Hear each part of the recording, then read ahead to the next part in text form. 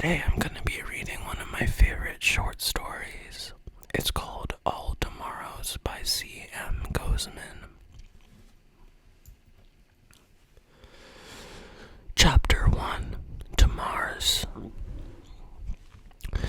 After millennia of earthbound foreplay, mankind's achievements on a noteworthy level began with its political unification and the gradual colonization of Mars. While the technology to colonize this world had existed for some time, political bickering, shifting agendas, and the sheer inertia of comfortable terrestrial usurping had made this step seem more distant than it actually was. Only when the risks clearly began to present themselves, only when Earth's environment began to buckle under the strain of 12 billion industrialized souls, did mankind finally take up the momentous task.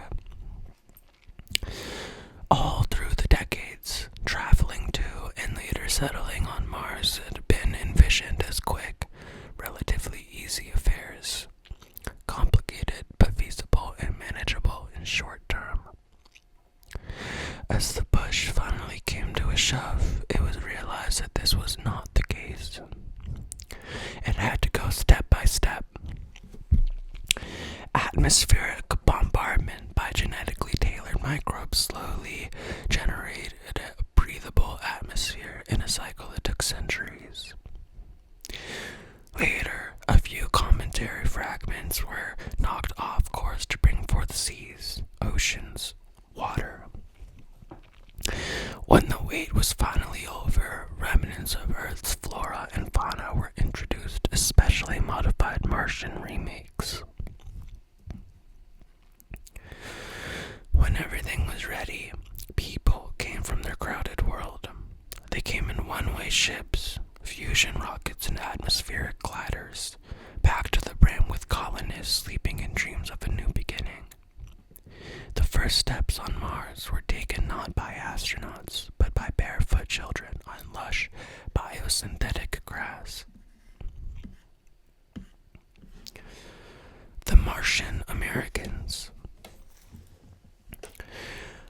For several hundred years, Mars remained as a backwater, prospering but still dim compared to the splendor of Earth, which was glowing brighter than ever before. Thanks to the relocation of environmentally demanding industries to Mars, Earth could usurp everything without having to damage its tired biosphere. This was the terrestrial heyday, the climax of economic, cultural, and social development on old Earth. This, however, was not to last. Like the gradual separation of America from her European mother, the governments of Mars adopted a new Martian identity. They became the Martian Americans. The difference between Earth and the Mars was not only political. A few generations in the lighter gravity gave the new Americans a spindly, lithe frame that would look surreal in their old home. This, combined with certain amount of genetic engineering, took the Martian separation to a new level. For a while, the silent schism between the two planets was mutually accepted, while the balance of power hung in an edgy equilibrium. But the Terra-Martian standoff could not last forever. With limitless resources and an energetic population, Mars was bound to take the lead. Civil War. The Martian turnover was expected to occur in two ways, either through long-term economical gains or by a much shorter but painful armed conflict. For almost 200 years, the former method seemed to take effect, but this gradual stretch eventually did break in a most destructive way. Almost since its establishment, Martian culture was suffused with an explicit theme of rebellion against Earth. Songs, motion pictures, and daily publications repeated these notions again and again until they became internalized. Earth was the old, ossified home that held was the new, dynamic, active, and inventive. Mars was the future. This ideology eventually reached its semi-paranoid, revolutionary apex. Roughly 1,000 years from now, the nations of Mars banned all non-essential trade and travel with Earth. For Earth, it was a death sentence. Without the resources and industries of Mars, the terrestrial heyday would quickly devolve into a pale shadow of its former glory. Since the trade of essential goods continued, nobody would starve. But for every citizen of Earth, the Martian boycott meant the loss of up to 3/4 of their yearly income. Earth had no choice but to reclaim its former privileges, by force if necessary. Centuries after her political unification, Terra geared up for war. Most thinkers and fantasists of previous times had imagined interplanetary war as a glorious, fast-paced spectacle of massive spaceships, one-man fighters, and last-minute heroics. No fantasy could have been further from the truth. War between planets was a slow, nerve-wracking series of precisely timed decisions that spelled destruction on biblical scales. Most of the time, the combatants never saw each other. Most of the time, the combatants were not there at all. War became a duel between complicated, autonomous machines programmed to maximize damage to the other side while trying to last a little bit longer. Such a conflict caused horrendous destruction on both sides. Phobos, one of Mars's moons, was shattered and rained down as meteorite hail.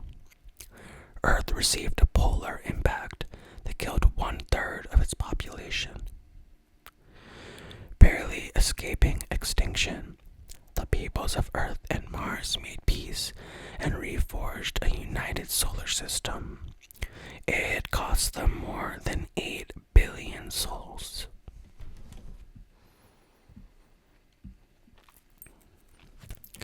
Star people. The survivors agreed that massive changes were necessary to ensure that such a war never occurred again. These reforms were so comprehensive that they entailed not political, economical, but biological changes as well. One of the greatest differences between the people of the two planets was that over time, they had almost become different species. It was believed that the solar system could never completely unify until this discrepancy was overcome. The answer was a new human subspecies, equally and better adapted not only to Earth and Mars, but to the conditions of most newly terraformed environments as well. Furthermore, these beings were envisioned with larger brains and height and talents, making them greater than the sum of their predecessors. Normally, it would have been hard to convince any population to make a choice between mandatory sterilization and parenting a newfangled race of superior beings. However, memories of the war were still painfully fresh, and it was easier to implement these radical procedures in the wake of such slaughter. Any resistance to the birth of the new species did not extend beyond meager complaints and trivial strikes. In only a few generations, the new race began to prove its worth. Organized as a single state and aided by the technological developments of the war, they rapidly terraformed and colonized Venus, the asteroids, and the moons of Jupiter and Saturn. Soon, however, even the domain of Sol grew too small. The new people who inherited it wanted to go further, to new worlds under distant stars. They were to become the Star People. Colonization and the mechanical Oedipi. Even for the star people, interplanetary travel was a momentous task. Early minds had boggled over the problem, and fantasies such as faster than light travel and hyperspace emerged as the only solutions. Simply put, it was impossible to take a large number of people with enough supplies to even the closest star to make colonization feasible. The existing technologies could only slug along at mere percentages of light speed, making the journey an epoch-spanning affair. Enormous generation ships were conceived and even built, but these succumbed to technical difficulties or onboard anarchy after a few cycles. The solution was to first go there and make the colonists later. To this end, fast and small, automated ships were sent forth to the stars.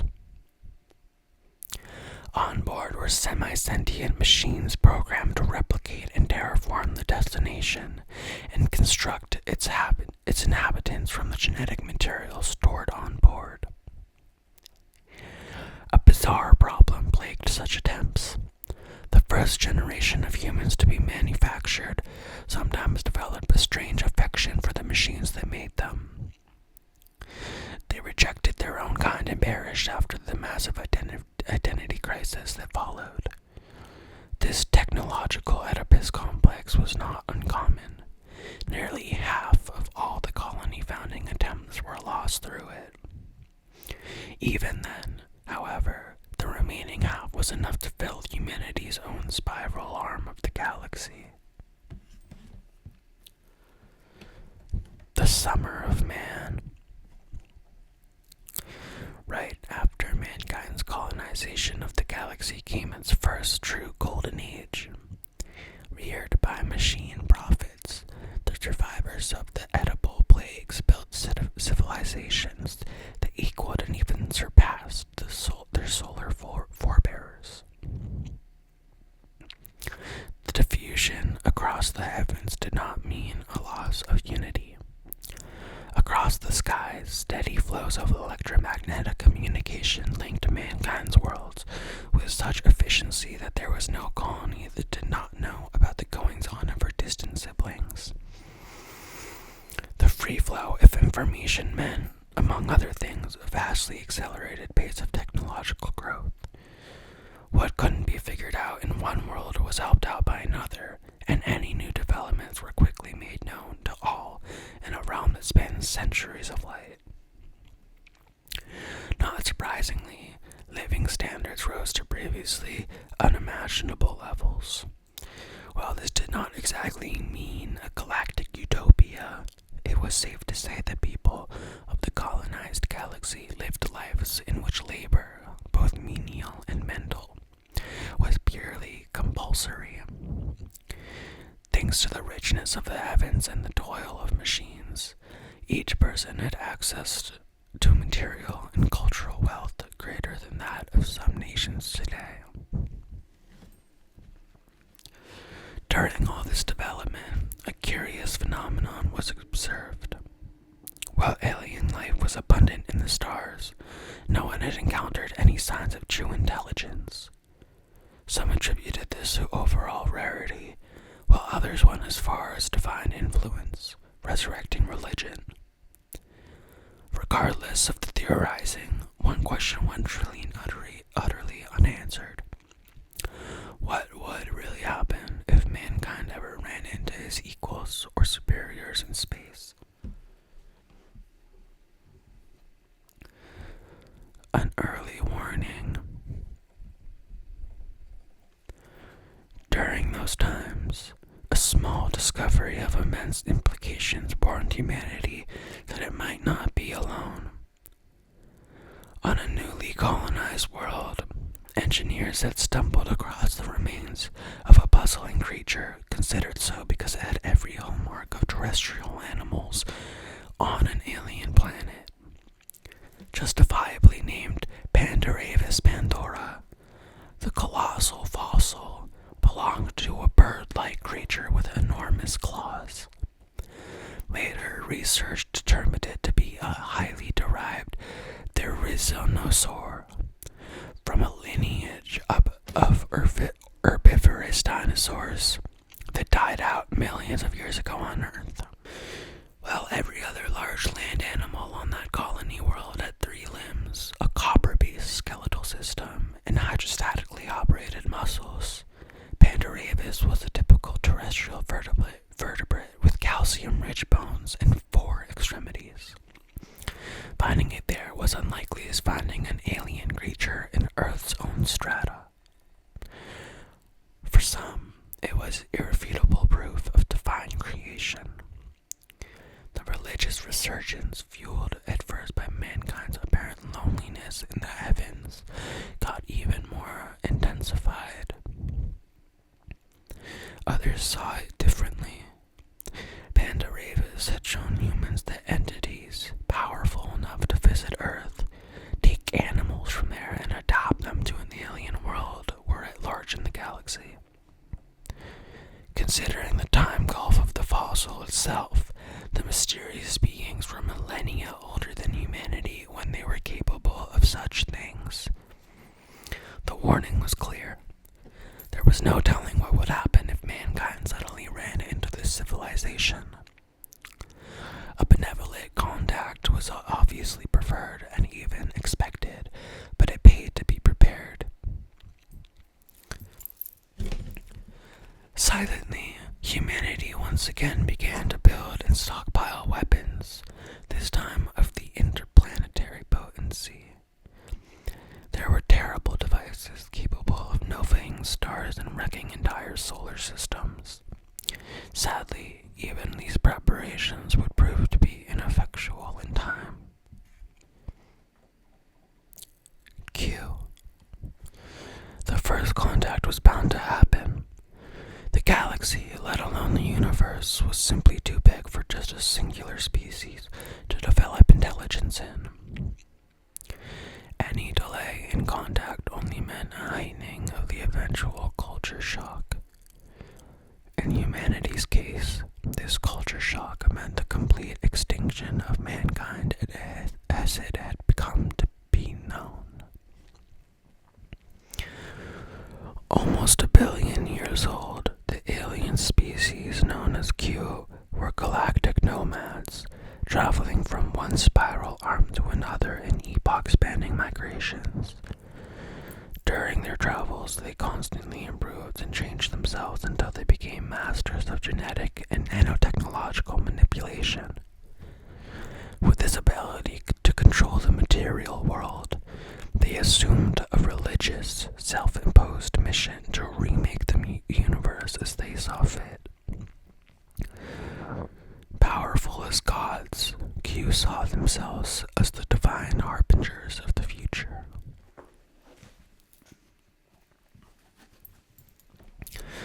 This dogma was rooted in what had been a benevolent attempt to protect the race from its own power. However, blind, unquestioning obedience had made monsters of the Q. To them, humanity, with all its relative glories, was nothing more than a transmutable subject. Within less than 1,000 years, every human world was destroyed, depopulated, or even worse, changed. Despite the fervent rearmament, the colonies could achieve nothing against its billion-year-old foes save for a few flashes of ephemeral resistance. Humanity, once the ruler of the stars, was now extinct. However, humans were not.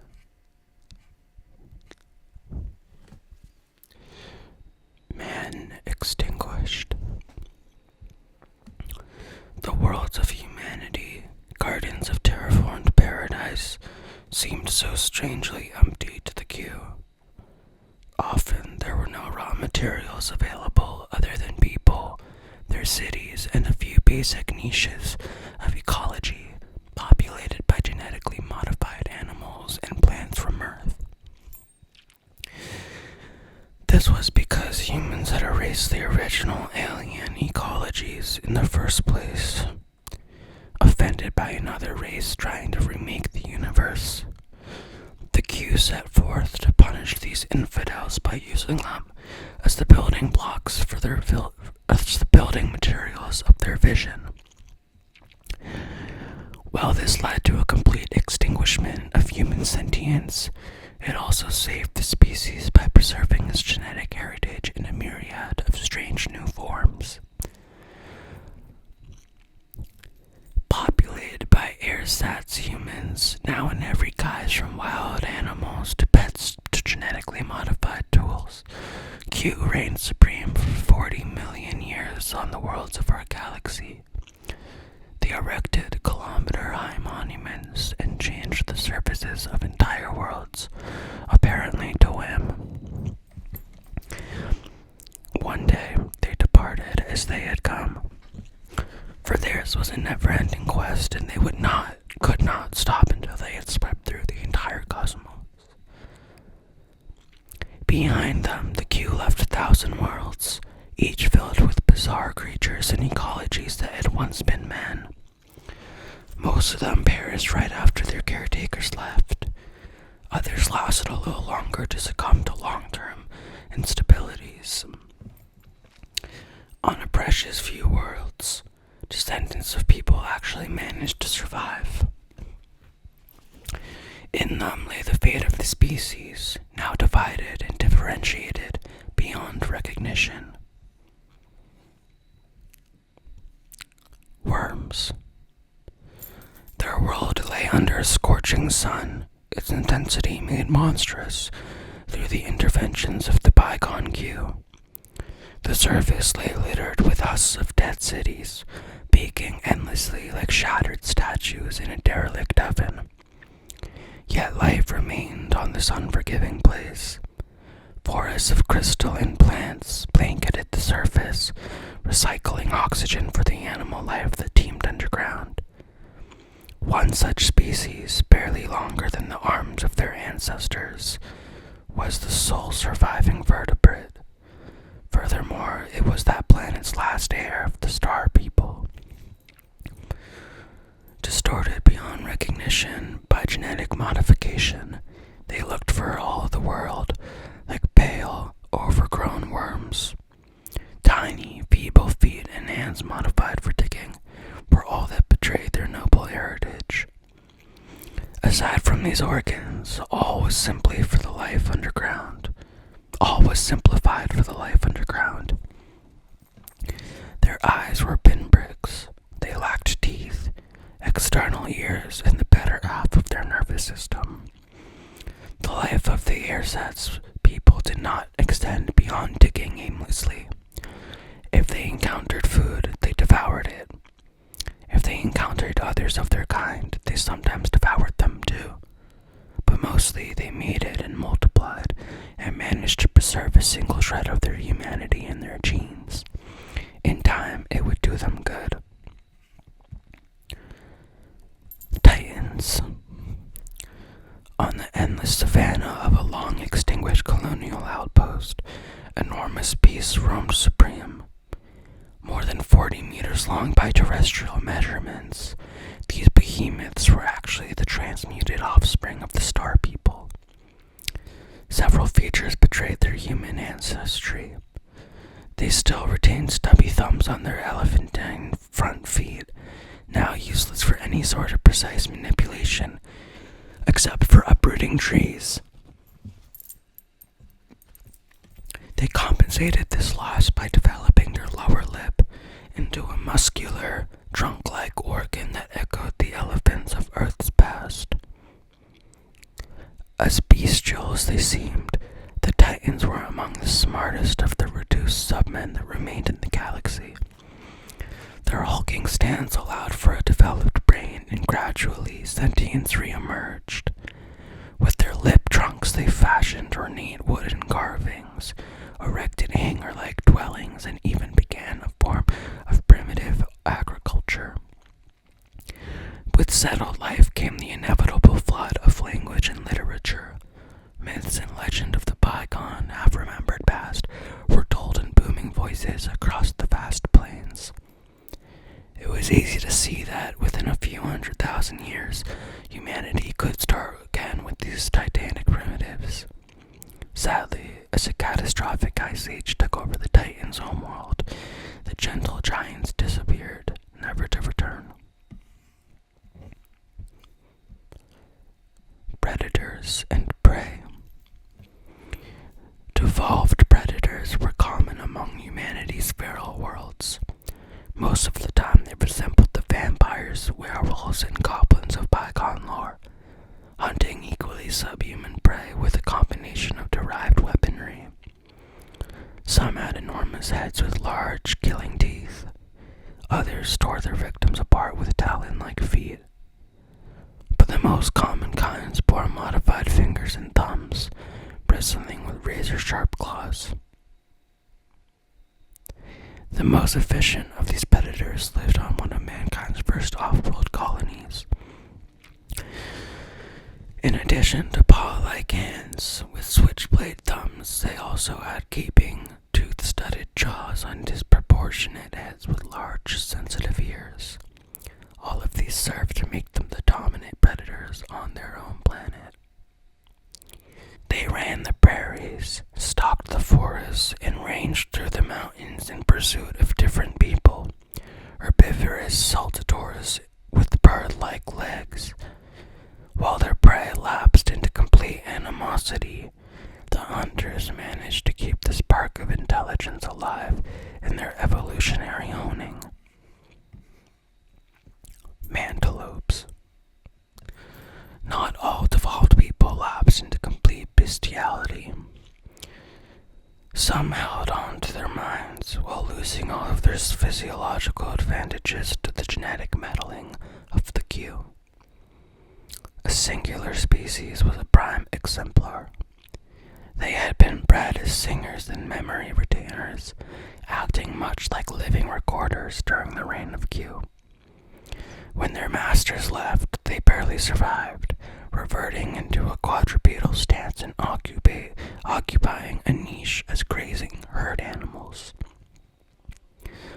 This change was so abrupt that the newly evolved mantolopes endured only due to the forgiving sterility of their artificial biosphere.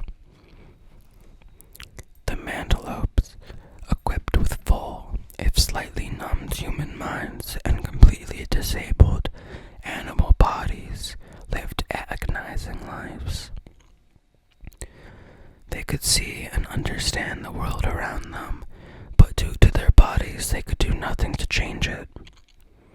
For centuries, mournful herds roamed the plains, singing songs of desperation and loss.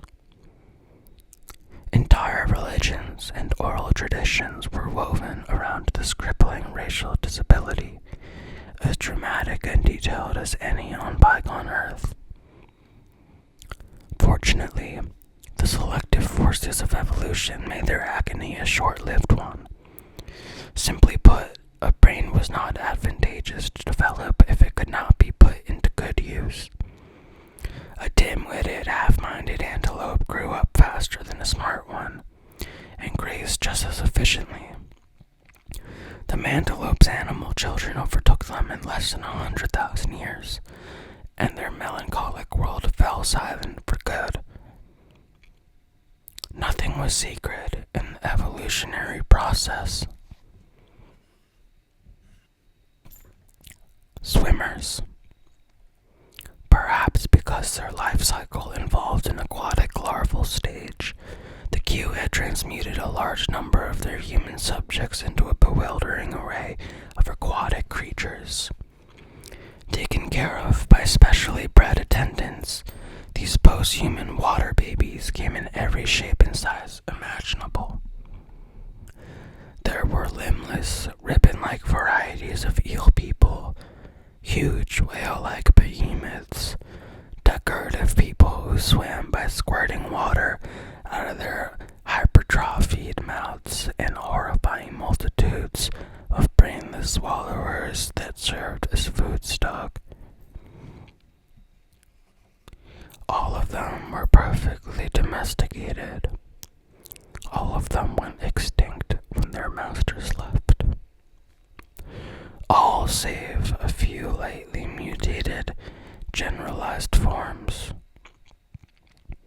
These swimmers still resemble their human ancestors to a large degree. They had no artificial gills. Their hands were still visible through their front flippers. Their feet were splayed affairs that functioned like a pair of tail flukes.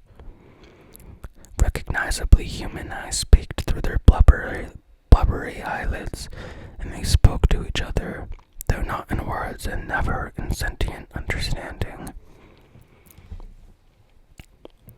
For millennia, they swam the oceans of their ecologically stunted world, feeding on diversifying kinds of fish and crustaceans, survivors of the food stock originally imported from Earth. With the intervention of the Q-Con, natural selection resumed. The swimmers became more streamlined to better catch their fast prey. The prey responded by getting even faster or evolving defensive countermeasures such as armor, spikes, or poison. Their evolution back on track, the swimmers drifted further and further away from their sentient ancestry. They would wait for a long time indeed to taste that blessing again.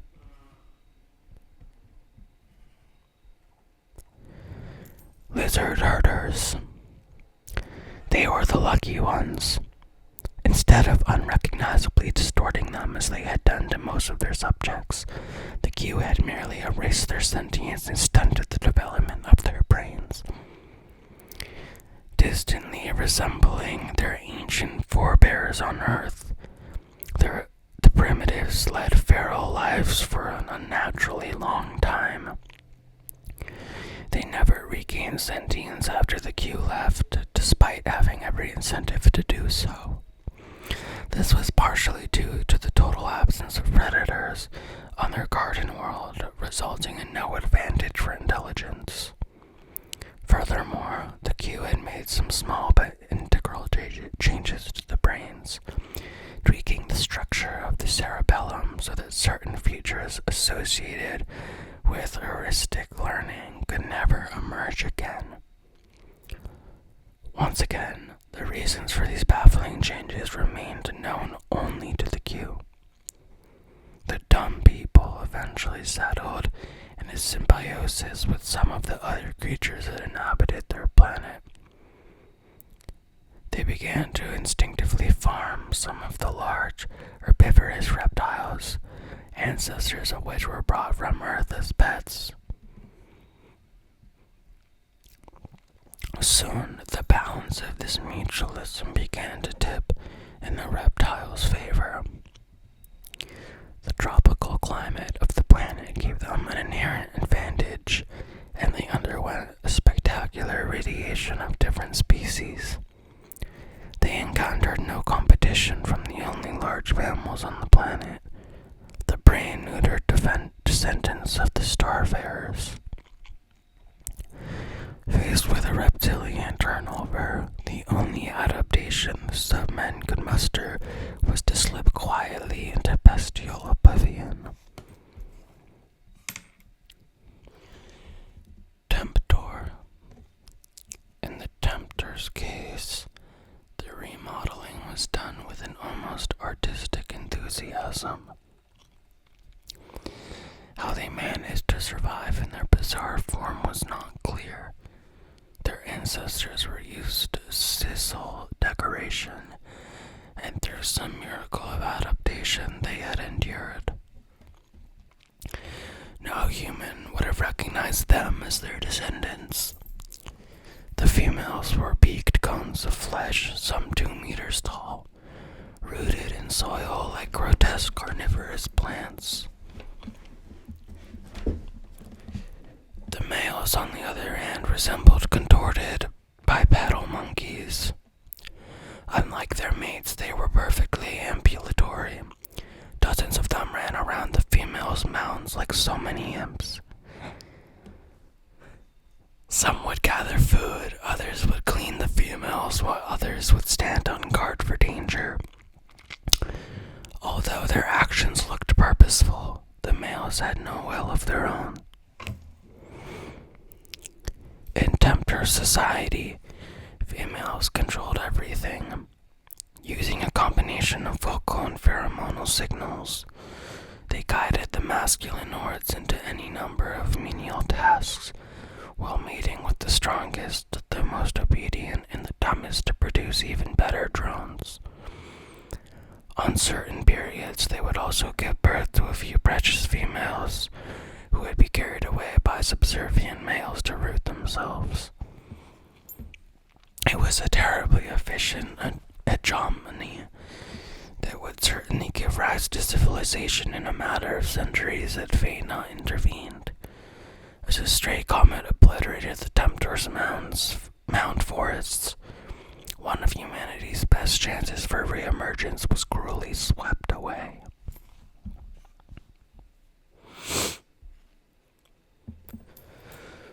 Bone Crusher.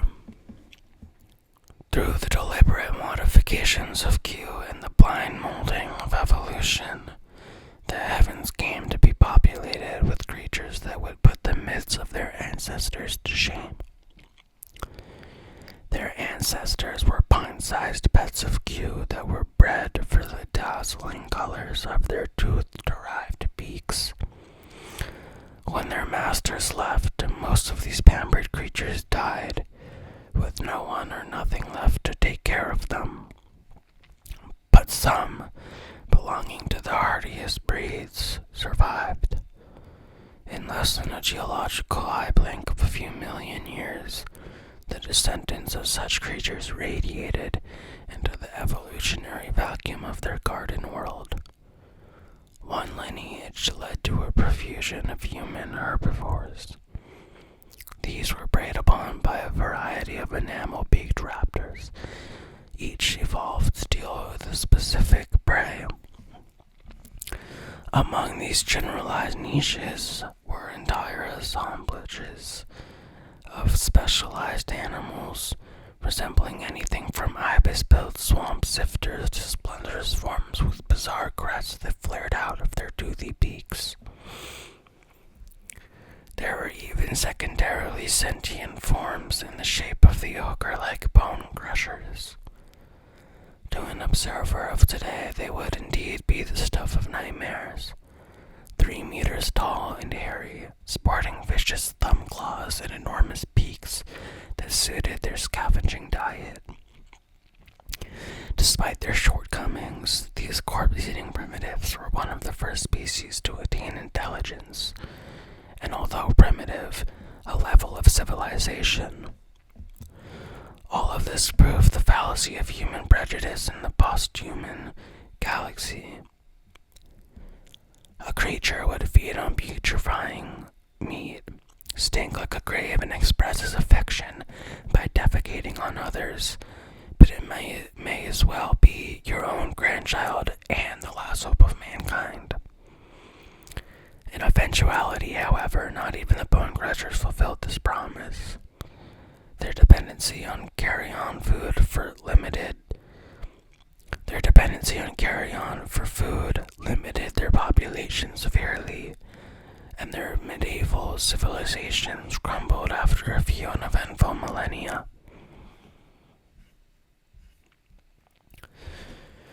Colonials. Their world had given the toughest resistance against the Q onslaught. So tough, in fact, that they had turned back 2 successful waves of the invaders, only to succumb to the third. The Q, with their twisted sense of justice, wanted to make them pay. Even extinction would be too light a punishment for resisting the star gods. The humans of the rogue world needed a sentence that would remind them of their humiliation for generations to come. So they were made into disembodied cultures of skin and muscle, connected by a skimpy network of the most basic nerves. They were employed as living filtering devices, subsisting on the waste products of Q civilization like mats of cancer cells. And just to witness and suffer their wretched fate, their eyes, together with their consciousness, were retained. For 40 million years they suffered. Generation after generation were born into the most miserable of lives while absorbing the pain of all that they were going through. When the Q left, they hoped for a quick extinction, but their lowliness had also made them efficient survivors. Unchecked by the Q, the colonials spread across the planet in quail-like fields of human flesh. After an eternity of tortured lives, the human fields tasted something that could almost be described as hope. Flyers. They were not uncommon at all in the domain of Q. At least a dozen worlds sported human-derived flying species of one kind or another. Most resembled the bats or the pterosaurs of the bygone past, dancing through an aether like angels, or demons depending on the point of view. There were a few bizarre kinds that relied on the swollen gas glands for flotation as well. Sadly, most of these creatures were already too specialized to be anything but flyers. They had forsaken their humanity for the conquest of the sky, and they had little potential for further radiation beyond their limited roles.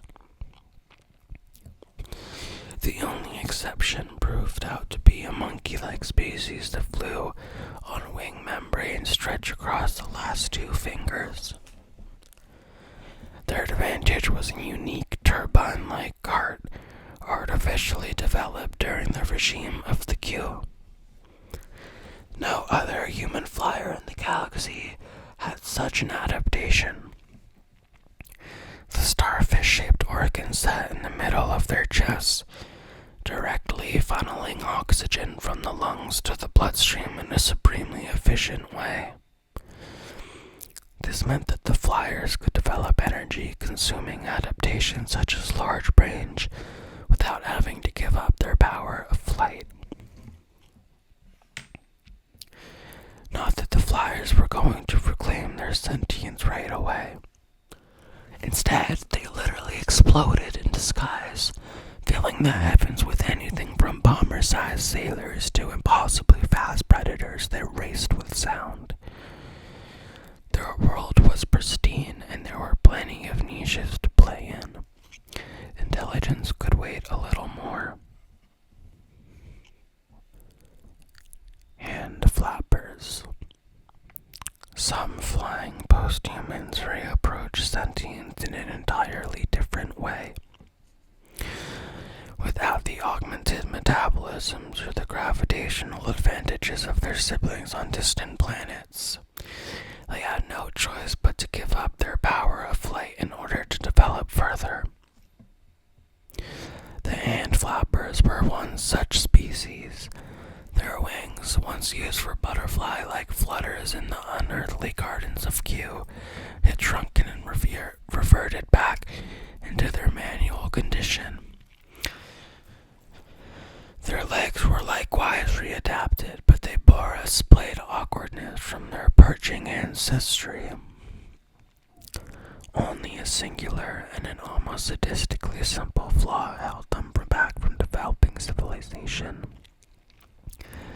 In the course of their secondary atrophy, the wings of the hand flappers had become useless as hands as well. Their flag-like appendages were very useful in signaling and mating dances, but they couldn't hurl missiles, construct shelter, or even manufacture basic stone tools. All that they could do with their useless hands was to display each other's sexual availability, so the hand flappers did just that, flashing and dancing their way to oblivion.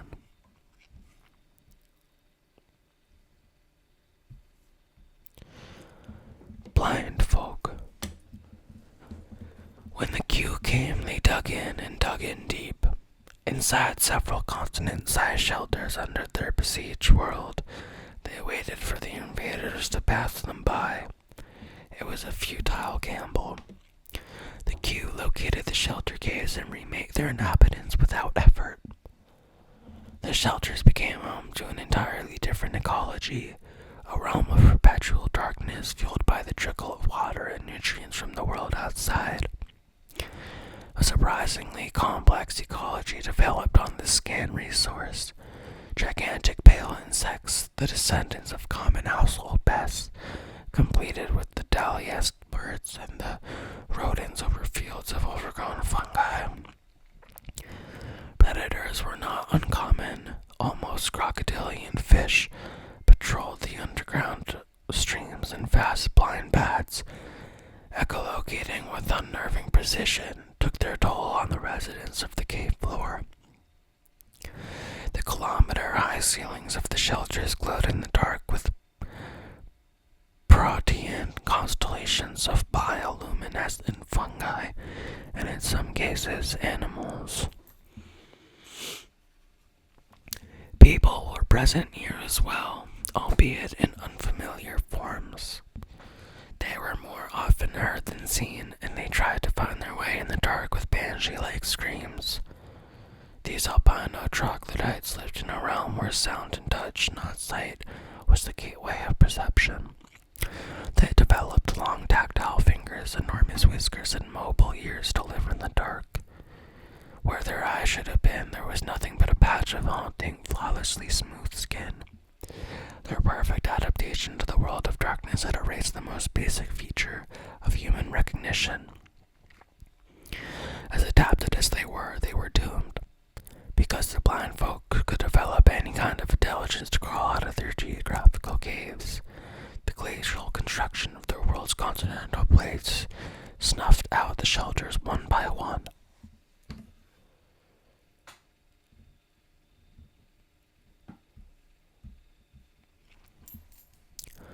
Lopsiders. The Q were grotesquely creative in their redesign of the human worlds.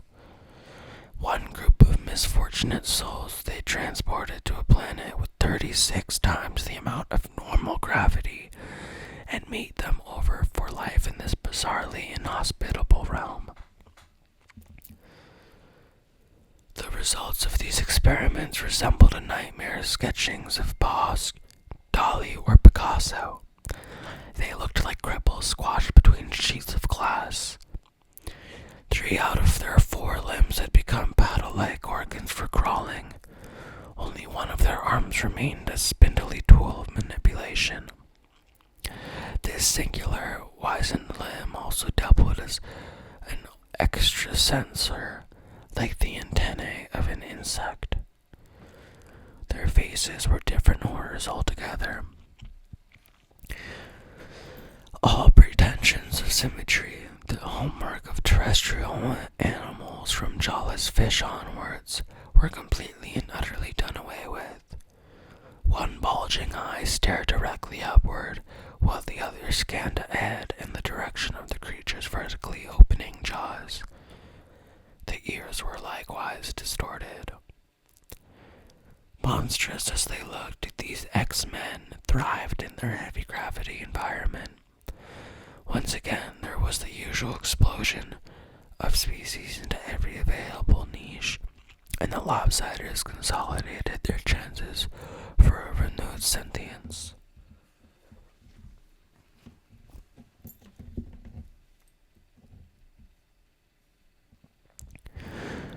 Striders.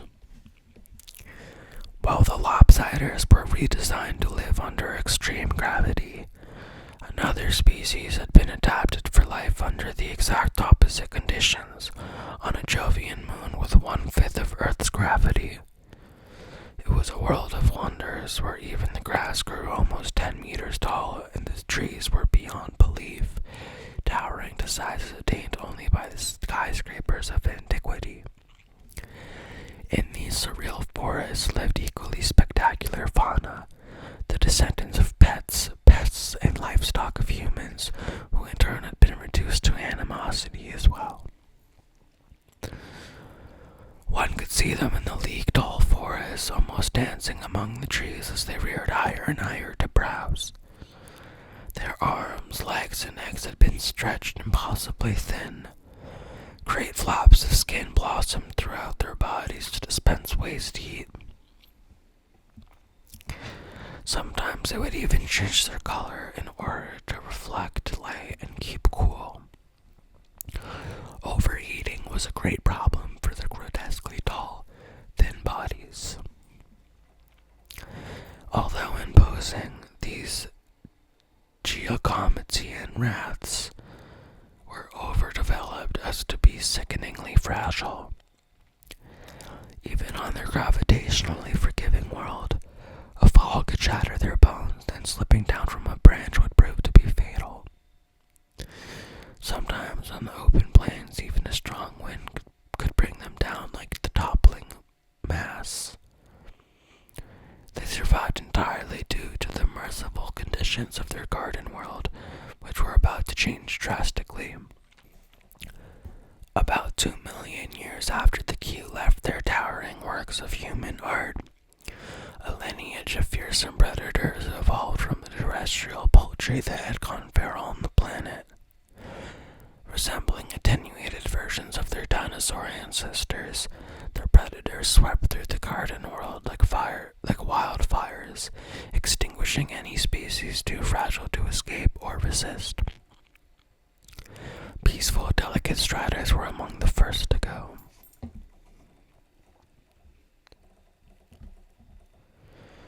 Parasites. Humanity had diverged into two separate lineages on their world.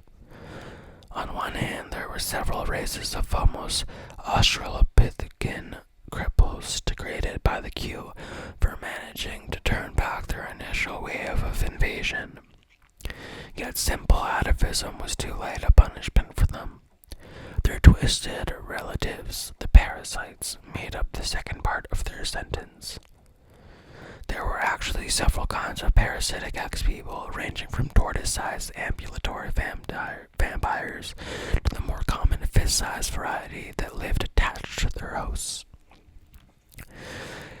There was even a tiny endoparasitic kind that infested the wombs of their female victims like ghastly living abortions. All of these evolutionary tortures were played out under the careful scrutiny of the Q for 40 million years.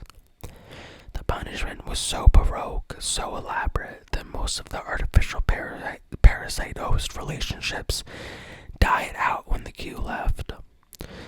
Some submen learned to cleanse their tick-like relatives by drowning, burning, or even eating them. Others, like the vaginal parasites, died out as their aggressive method of parasitism effectively sterilized their hosts. Yet one or two varieties did manage to cling on to their hosts with abdominal suckers, muscular, gripping limbs, and sterile, pain-soothing saliva. But their success did not lie entirely in the strength of their parasitical advantages. They also learned to regulate their dumb hosts, not killing them by overinfestation, and thus ensuring their own long-term survival as well. In any case, totally single-sided relations were rare in any ecology, natural or artificial. In millennial cycles, the cousin species' vicious parasitism began to give way into something more beneficial for both sides.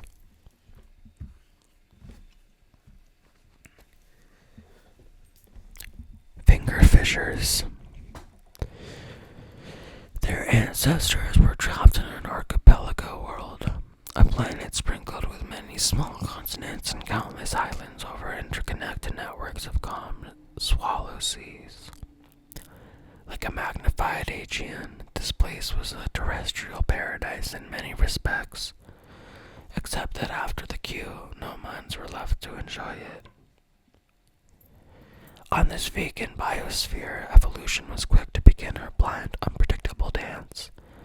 Once feral, the descendants of degenerate humans adapted themselves to every available niche, no matter how exotic, how outlandish. One group learned to pluck fish from the lazy shores. Millennia passed and they settled more into their piscatorial lifestyle. Elongated fingers became ambulatory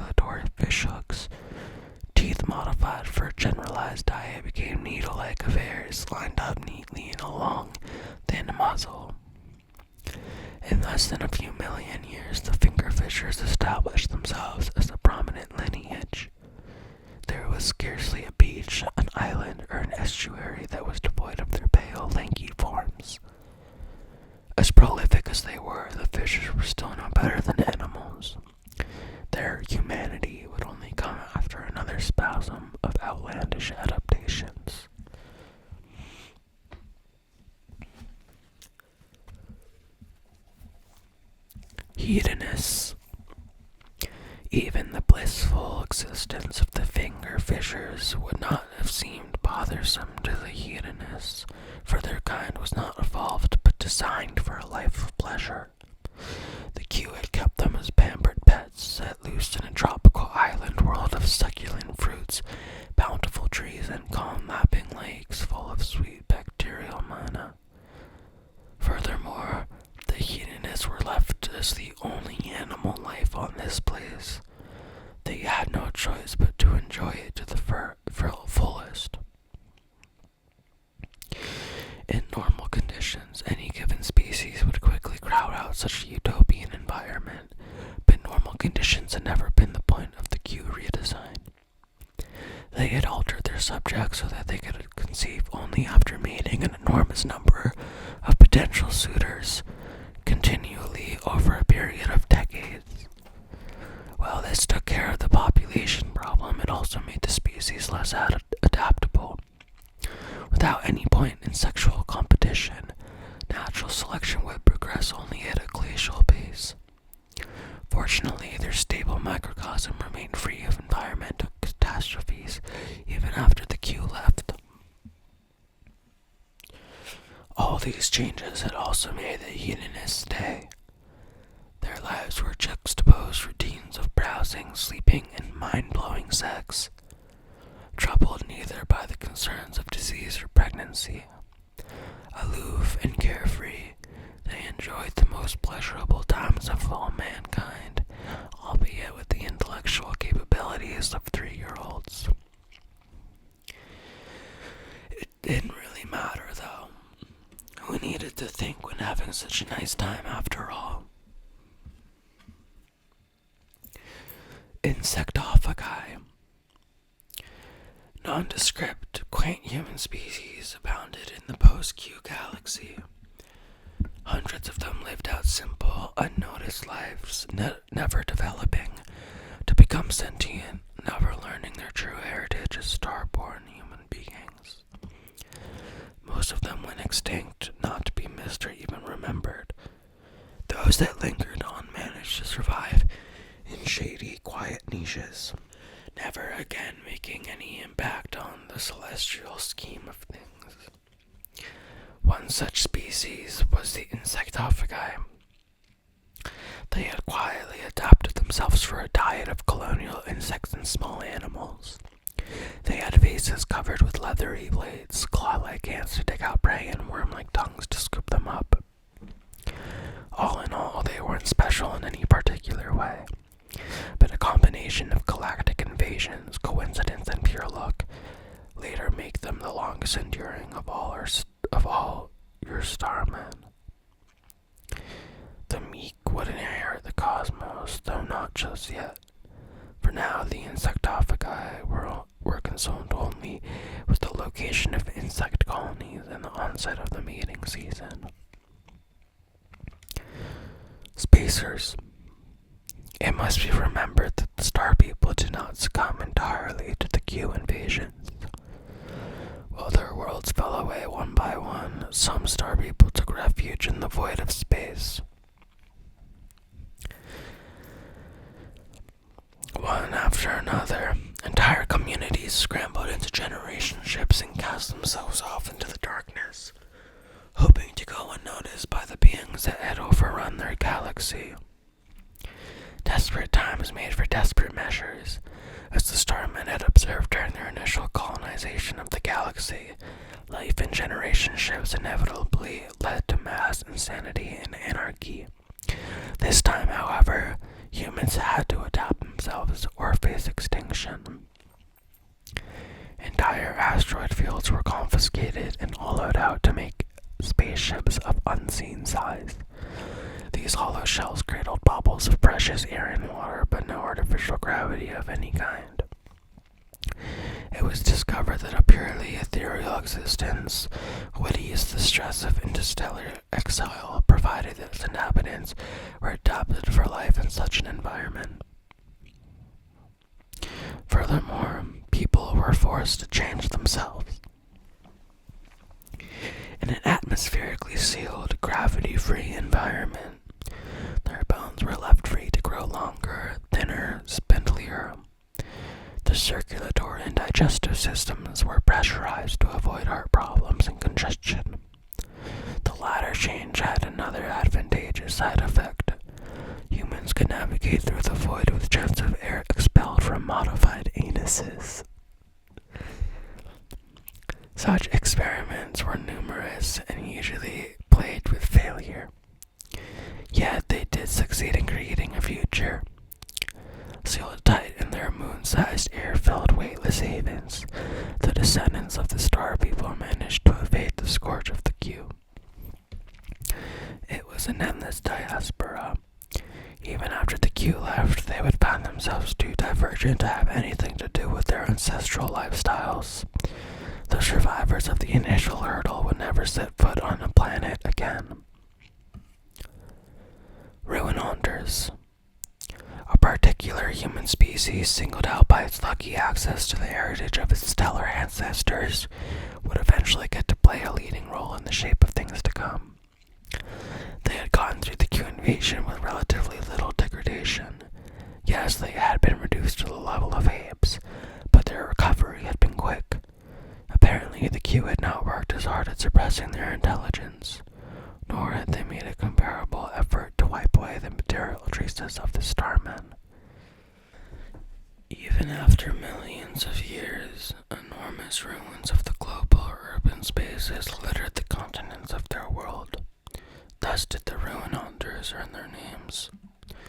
With developed minds and unrestricted access to the wisdom of the ancient cities, the exponential pace of their development was only natural.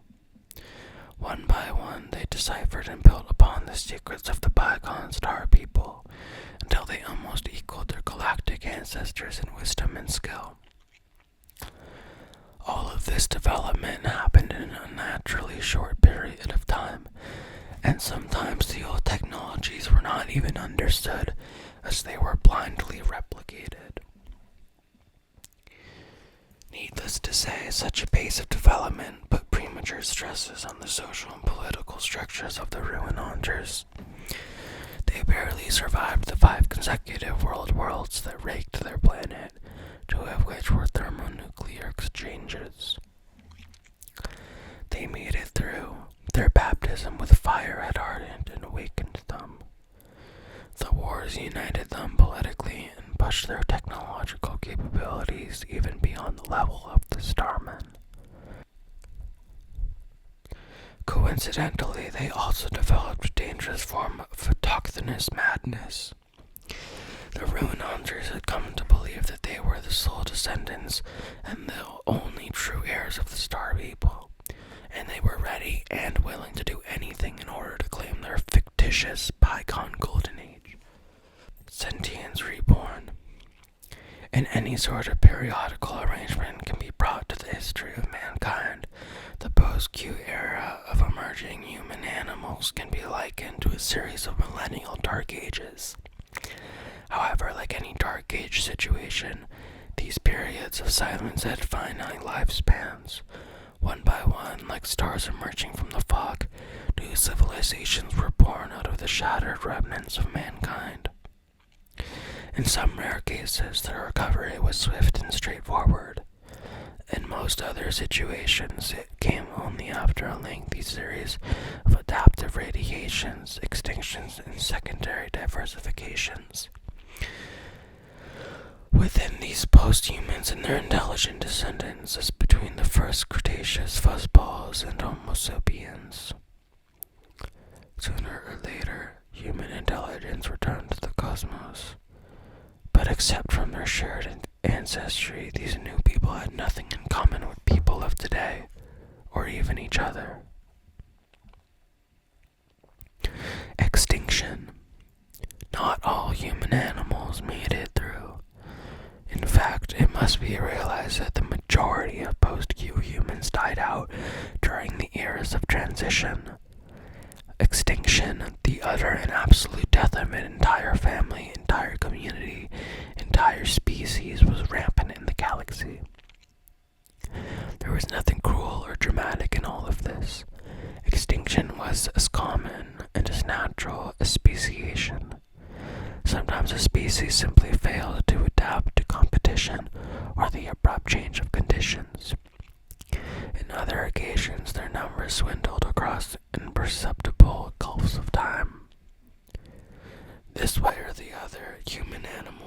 it out.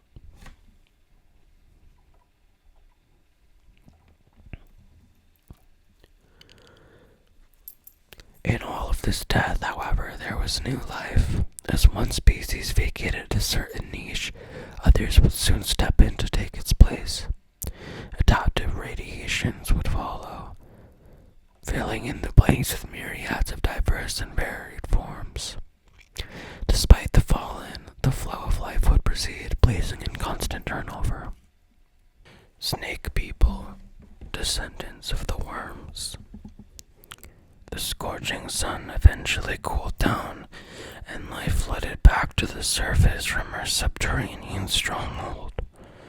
As animals of all kinds exploded into the terrestrial niches that had been left vacant for millennia, so did the descendants of the worms.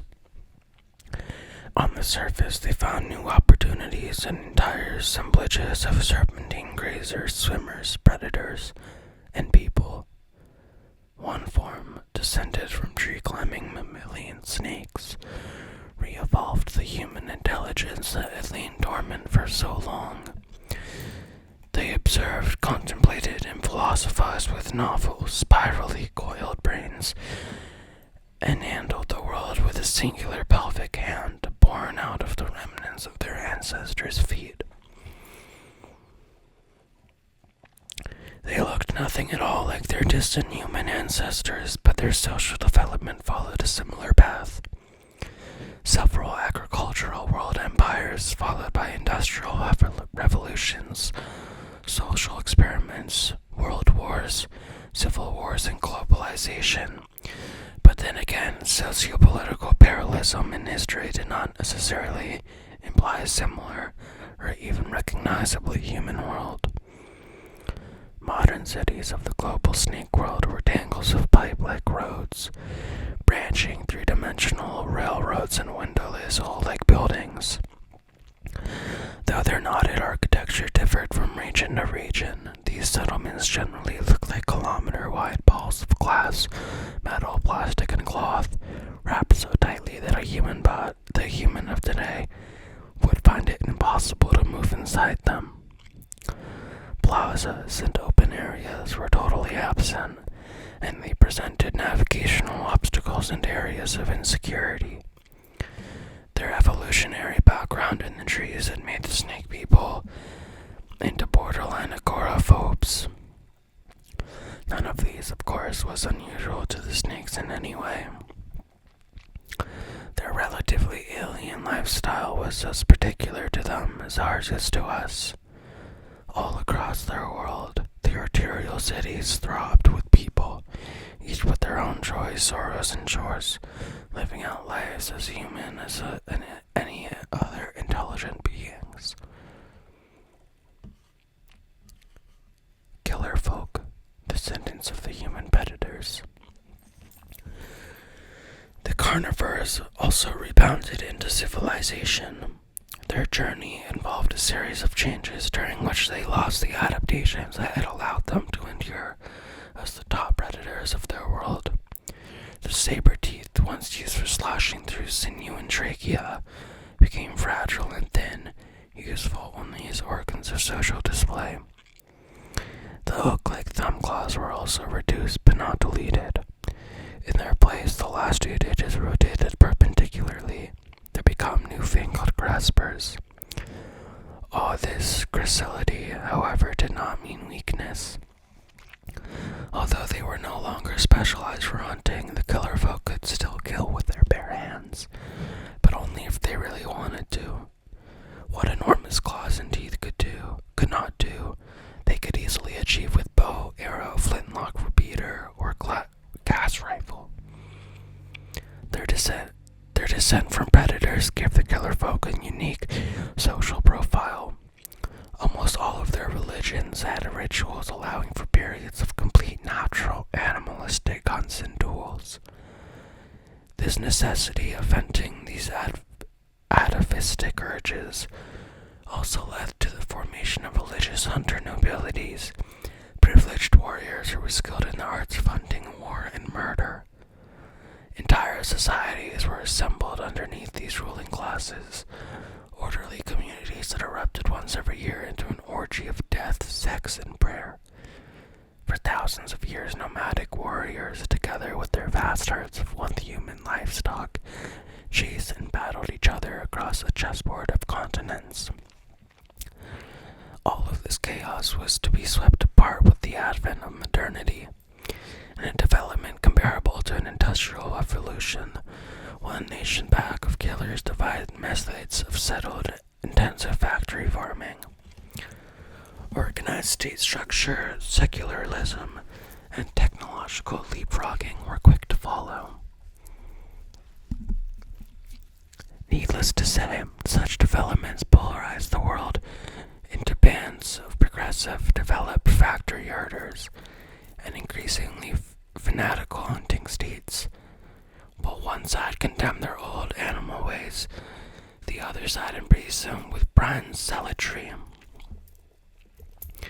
This was their crisis of modernity, the balkanization of the progressive and conservative factions on the road to global unity. Fortunately, the killers managed to pull themselves through, even after drifting dangerously close to global conflict at certain points.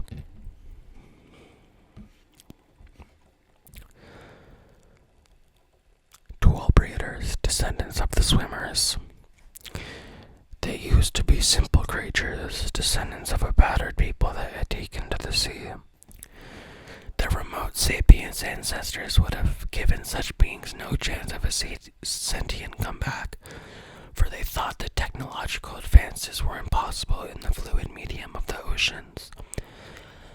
But the swimmers disproved such predictions by founding one of the most advanced and outrageously alien cultures of the entire human lineage. Fire, the cornerstone of industrial engineering, was almost impossible to sustain and use underwater, but the breeders simply chose another path when the complex tool-making proved impracticable. They began to breed their tools and machines for them. It had started long before the species was even intelligent. In the endless variety of life in the seas, the swimmers always adopted and controlled the organisms that were useful in some way. Once domesticated, these creatures were willingly or unintentionally modified through artificial selection and conditioning. The process was slow, but once underway, its effects were formidable. A modern city of breeders was a sight to behold. Huge, heart-like creatures pumped out nutritious fluids through a network of self-repairing living conduits. This was their equivalent of a power grid, and it reached every single one of the breeders' huge exoskeletal dwellings, powering bioluminescent lights, flickering cephalopod skin-like televisions, medicinal sea squirts, and countless other devices that had been bred from living creatures. The advances in biology had risen exponentially until genetic engineering was completely mastered. Modern breeders did not need to use animals. A simple manipulation of culture tissues and stem cells could give solutions to any problem at hand. The mastery of genetics had conquered many obstacles. The yawning ocean depths, as well as the planet's few tiny landmasses, were now firmly within the breeder's grasp. However, they were not content with mere planetary dreams. New forms and bizarre creatures were still being developed in daring attempts to conquer the one realm that was most hostile to life. Sealed in their living ships, the breeders wished to return to the stars.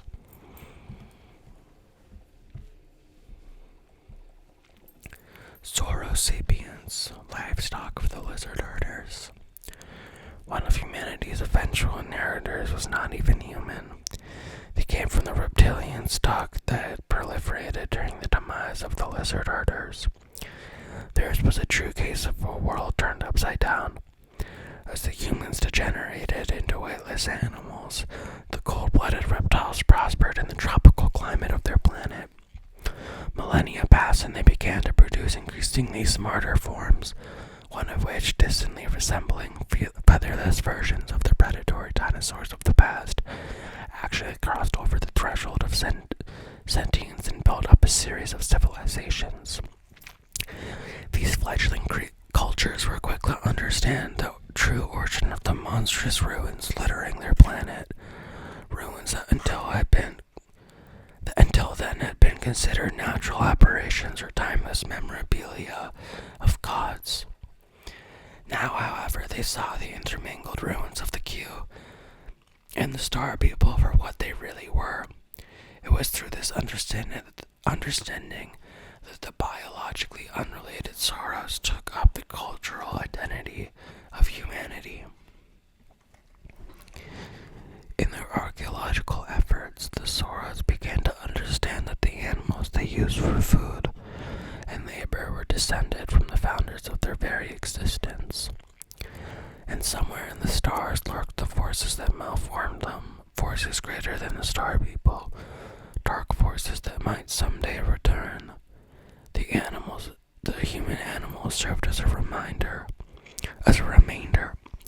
just as Pandorivus had, that if the Soros sapiens wanted to assure their continued existence in the cosmos, they had to be watchful. The pressure of such a reality put their cultures under enormous stress. Some factions turned to made-up religions and remained ignorant under an umbrella of comforting fantasies. Others acknowledged the threats of the galaxy but reverted to a paranoid rhetoric of conservationism. The galaxy had scared them greatly. Finally, there were those who saw the galactic read out and acted to face the odds, however great they may be. Conflicts and even wars were not uncommon between these three factions. In the end, the centuries-long dispute began to resolve in the progressive faction's favor as they expanded their spheres of knowledge, influence, and activity. The Soros sapiens became as human as any other civilization, opening up to the galaxy. Modular people, descendants of the colonials. The blind workings of evolution followed the unlikeliest paths, made use of the most fleeting opportunities. The very existence of the modular people was testimony to this fact. Their ancestors, the colonials, would have been seen as hopeless cripples by almost any observer. They lacked coherent organs and their existence was limited to carpeting water shores like mats of algae. But as degenerate as they were, the colonials were resilient survivors able to hold on to life in the harshest of conditions. As time passed, they began to organize themselves in differentiated colonies instead of homogeneous mats. In the colonies, each human cell would perform a singular function and benefit from the union of others. Thus began the great age of organization, during which different colonies competed with each other by developing specialized human cells that would give them an edge in the struggle for life. Some colonies grew enormous taproots that were able to siphon resources from far away. Others abandoned roots altogether and began to move themselves on starfish-like foot segments. Some colonies came up with units equipped with claws and poisons, taking competition to a brand new deadly level. Others responded to the threat with armor plating or watcher cells equipped with enormous eyes. The eventual winner of this colonial arms race was a Sentia colony, organized around hyper-specialized units whose entire purpose was to direct the others.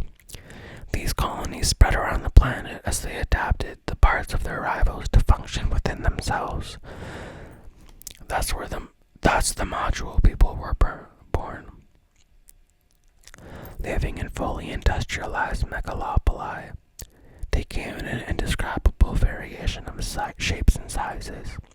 Anything from castle-like guardian forests to diminutive scuttling couriers was a member of the modular whole. They could combine with each other and split up or exchange parts as needs presented themselves. The only thing constant in all their protean existence was their mental and cultural unity.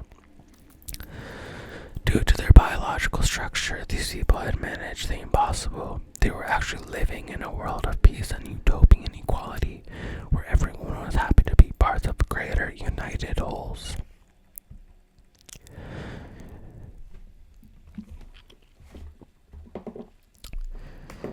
Pterosapiens, descendants of the Flyers. The Flyers' supercharged hearts had given them an evolutionary winning hand, and they diversified to fill up the heavens. It was only a time before the competition in the skies got too intense, even for their souped-up metabolisms. Some lineages gave up their wings and returned to the ground, leaving us differing sorts of predators, herbivores, and even swimmers. Their aerial adaptations gave them an edge on the ground when they produce forms of stupendous size and agility. There were wonderful beings, but no sentience came out of the terrestrial sky beasts. Instead, civilization flowered in the skies. One species from a line of wading stork-like predators evolved a brain that was large enough to imagine and act upon the world. Their feet, already versatile to catch slippery, swamp-dwelling prey, got even more articulate and assumed the role of hands. As a compensation, they lost some of their aerial streamlining, but what they could not do with their bodies, they were more than able to make up with their minds. Their power of flight made the Pterosapiens a global folk before they could invent nations and borders. With such an inherent ease of travel, ideas and individuals diffused too fast for social differences to ossify. Acting with a planetary awareness, they formed their gigantic terrestrial relatives, raised cities of perches and fluting towers, harnessed the atom, and began to gaze up to the stars without having to compensate too much from the average individual's social welfare, and without dividing up into quarrelsome factions. As egalitarian as their life seemed, they paid a stunting, inevitable price. Their hearts, even in its boosted state, had trouble supporting their power of flight and grotesquely large brains at the same time. As a consequence, their species had an ephemeral lifespan. A Pterosapien was sexually mature at 2, middle-aged by 16, and usually dead by 23 years of our time. This grim cycle caused them to appreciate every moment of their existence dearly, and they pondered upon it with a feverish intensity. A shelf of scrolls by Pterosapien philosophers would have been the envy of every human library. In their cities, life blazed away with unreal speed, rushing past to meet fleeting deadlines. As a species, the angelic flyers were victims of heart disease.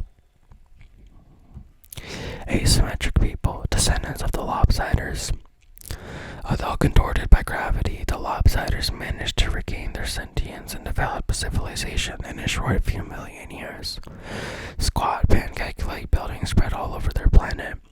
These constructs looked like squashed bunkers, and they were never more than a few meters high. They did not seem like much, but such structures were entrances to underground homes, schools, hospitals, temples, universities, and also embassies, prisons, asylums, command centers, and arsenals. They lived strange lives, but the lopsiders were human in all their virtues and evils. Thus it was only natural for them to expand outwards and look for new frontiers to colonize. Fortunately, their solar system harbored other planets similar to the lopsider homeworld in almost all respects except gravity. But they weren't willing to let such trivial details stop them. Throughout their history, humans had always risked changing themselves to preserve their future. It was a risky gamble, but it had paid off since the days of the Martian Americans. But re-engineering the flattened, lopsided body for a benign gravity was a monumental task indeed. Suffice it to say, the experiments took millennia to achieve even limited success. After countless attempts, the asymmetric people were born, or rather made. Their bodies were changed considerably. What had been shovel-like toes to slither through the high-gravity dirt had become centipedal legs, and the singular grasping hand was elongated to an extreme degree. Their grotesque faces had been inverted and turned upside down after reverting from a flounder-like existence. Twisted as they were, members of this new race enjoyed tremendous advantages over their flattened forefathers. Their social development also paralleled that of the bygone Martian Americans. Once again, there was a golden age followed by increasing tensions and an interplanetary war. But unlike the Martians, the asymmetrics ruthlessly exterminated their parent race and went on to rule the solar system alone. On the way, they stumbled across the remains of the Q and the Star People and advanced immensely. Triumphant on their own realm, they turned to the heavens for further exploits.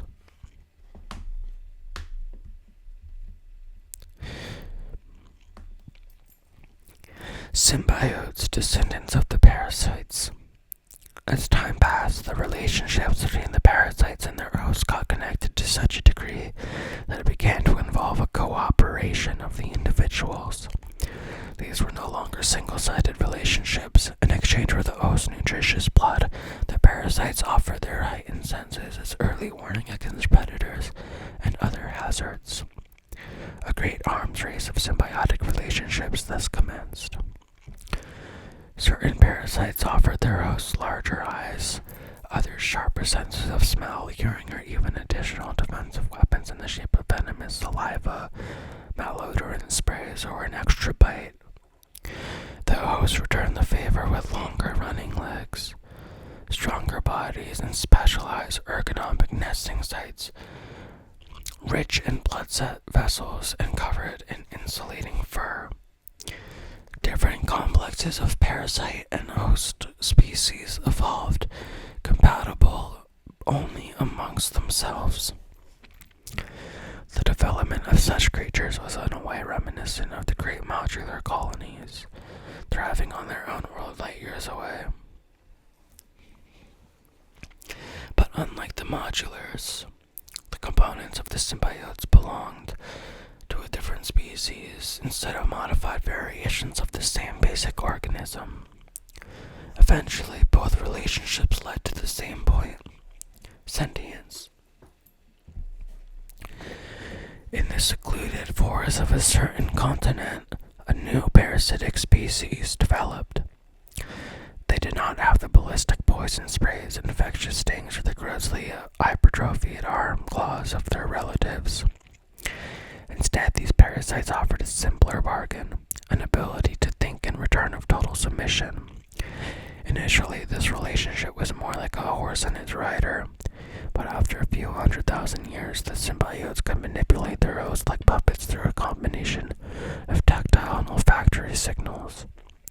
A few more millennia, and these combined beings developed an order not unlike our own, complete with countries, politics, and even war, albeit reduced in the newly globalizing world culture. In this age, technology filled most functions of the host, but a thriving husbandry of these creatures still remained due to tradition and simple efficiency. An average symbiote would begin the day on his business host and move on to a more comfortable domestic one when he returned home after work. And perhaps on the olfactory television, he would smell news of excavations of the million-year-old Q ruins, of the marvelous discoveries salvaged from the Starman wrecks, or of the enormous radio arrays that rose everywhere to listen to the stars. It was a pattern that was being repeated all over. Sail people, descendants of the Fingerfishers. The Fingerfishers were already among the most divergent of the post-human races. With harpoon-like digits and almost crocodilian muscles, they looked nothing like their parental stock. But even this form would look conservative to their sentient descendants. With many small, scattered islands, isolated subcontinents, and differentiated niches. Their homeworld was an evolutionary cauldron where isolated members of certain species could, under the right circumstances, evolve into wildly different forms. This condition was similar to the island realms of Madagascar, Galapagos, or Hawaii on old Earth, except that this time it was on a global scale. Some descendants of the fishers trapped on lonely islands grew smaller and developed their fishing claws into graceful wings. Others took directly to the sea and became the analogs of whales, dolphins, and mosasaurs. Within this evolutionary bubbling, one particular lineage gave rise to the ancestral sail people. They too elongated their fingers into wings, but these were not used for flight. Instead, they became sails that drove them effortlessly across the oceans. With fingers turned into sails, they used their mouths and extended tongues to catch their pelagic prey. These organs eventually assumed the role of the fisher's long, atrophied, dexterous hands. The need to better navigate the endless seas put an inevitable pressure on their memories, and the sailors' brains grew correspondingly. It was only a matter of time until one of these navigators became smart enough to think. Even when sentient, the sail people still needed a long time to achieve any sort of social stability. Their scattered world made for a tremendous diversity of cultures, which competed and fought just as resiliently. Across generations, untold flotillas of tribal warriors battled each other in epoch-spanning, pointless conflicts. Nomadic warriors and buried societies inevitably came into being, prolonging the uncontrollable cycle of violence. Only when a certain warrior tribe developed warfare on an industrial scale and the state society needed to support it, and then only when this notion of modernity gave rise to an idea of peace did the sail people finally manage to unify. Generations of blood had stained the oceans for far too long.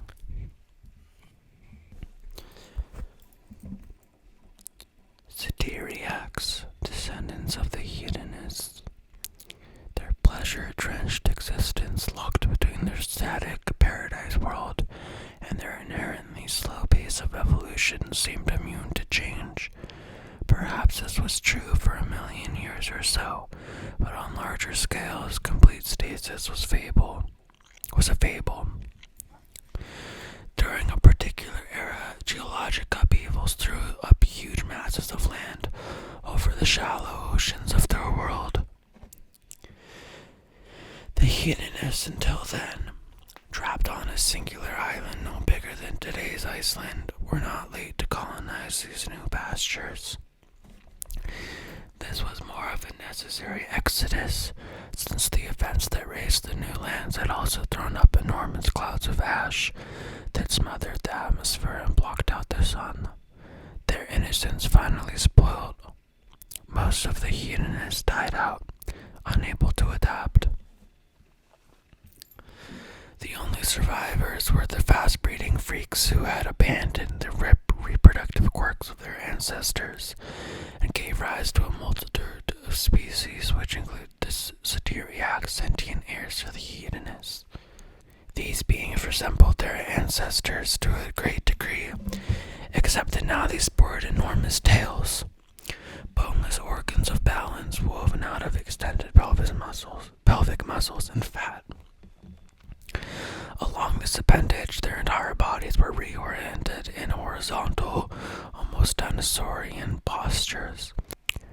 Although they had abandoned the frantic reproductive strategies of their ancestors, their social life still retained a delightful tint of casual promiscuity.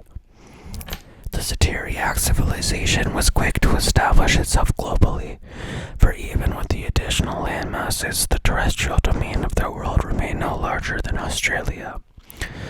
For a while, 3 and then 2 land empires competed against each other, before dissolving into a myriad of smaller nations and finally reunifying into a coherent world order. From this point on, the Styriac world once again became a valhalla of pleasure, with festivals, concerts, and ritualized orgies punctuating every working week. This time, however, it could be savored by true intelligence. Bugfacers, descendants of the insectophagi. Over time, their insectivorous ancestors came to resemble their prey. Hardened leathery faceplates, once used for defense against stings and bites, ossified and became integrated into the jaw structure. Their hands and feet, with reduced numbers of fingers and toes, developed into pincer-like affairs. Even their metabolism reverted partially into ectothermy in the balmy, lazy climate of their planet. But it was none of those adaptations that gave them the edge for survival. Simply put, a congenital defect allowed them to regain their sentience. Even after smothering by the Q, the genes of the Star People remained dormant in their cells. Through pure coincidence, one lineage of the insectophagi developed an atavistic throwback, resulting in larger brains, which just happened to be useful in cracking open insect nests with crude stone tools. It was all downhill from there onwards. Although millennia long in itself, the development from stone axe to spaceship was an eye-blinking geological time. Like many other species, the bugfacers passed through consecutive cycles as agrarian in their caves, high farming empires, colonial endeavors, industrialization, massive world wars, and finally globalized world states. But there was one thing that set their development apart from all other post-human species. They faced another alien invasion.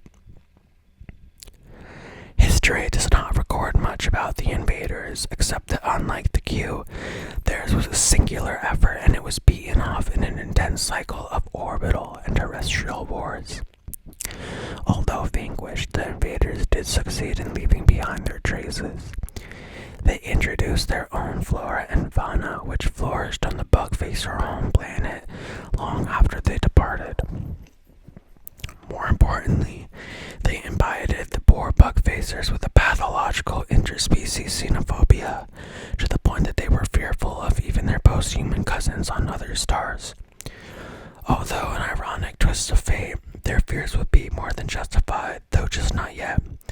The Bugfacers still had time. Asteroomorphs, descendants of the Spacers.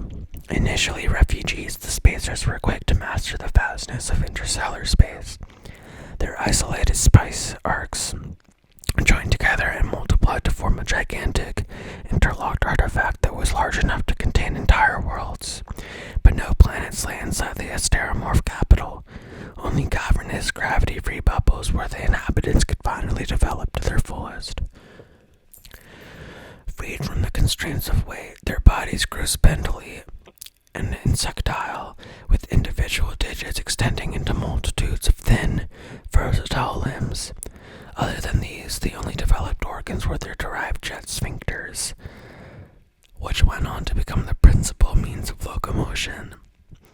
But above all were their brains, their bulging, swollen brains.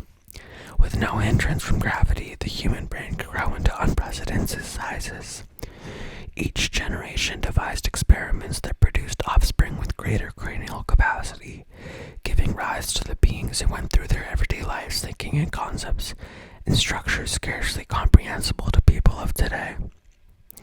The physiological limitations of the human mind had long since been debated, but it was established that these limits were indeed real, and individuals who could break them would likewise conquer new grounds in philosophy, art, and science.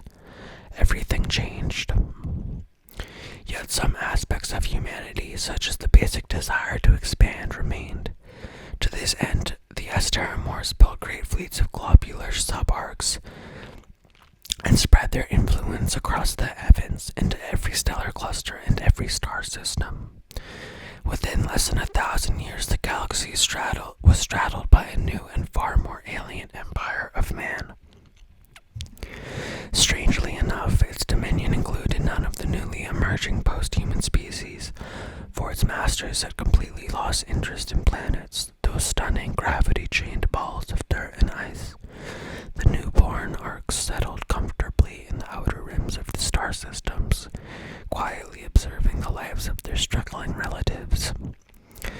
first time in history, there were actual gods in the myriad human skies. They were silent and weren't even noticed for most of the time, but their watchfulness was ultimately going to pay off. Second Galactic Empire. Over time, the sentient post-humans began to reach out to the galaxy. They inevitably stumbled across the ruins of the Starmen and figured out their interstellar ancestry. These discoveries were followed by a realization that there might be others like them, unimaginable distances away. Thus, the fledgling civilization set about to probing the skies. The contacts, all established by radio communication, were not spread out evenly.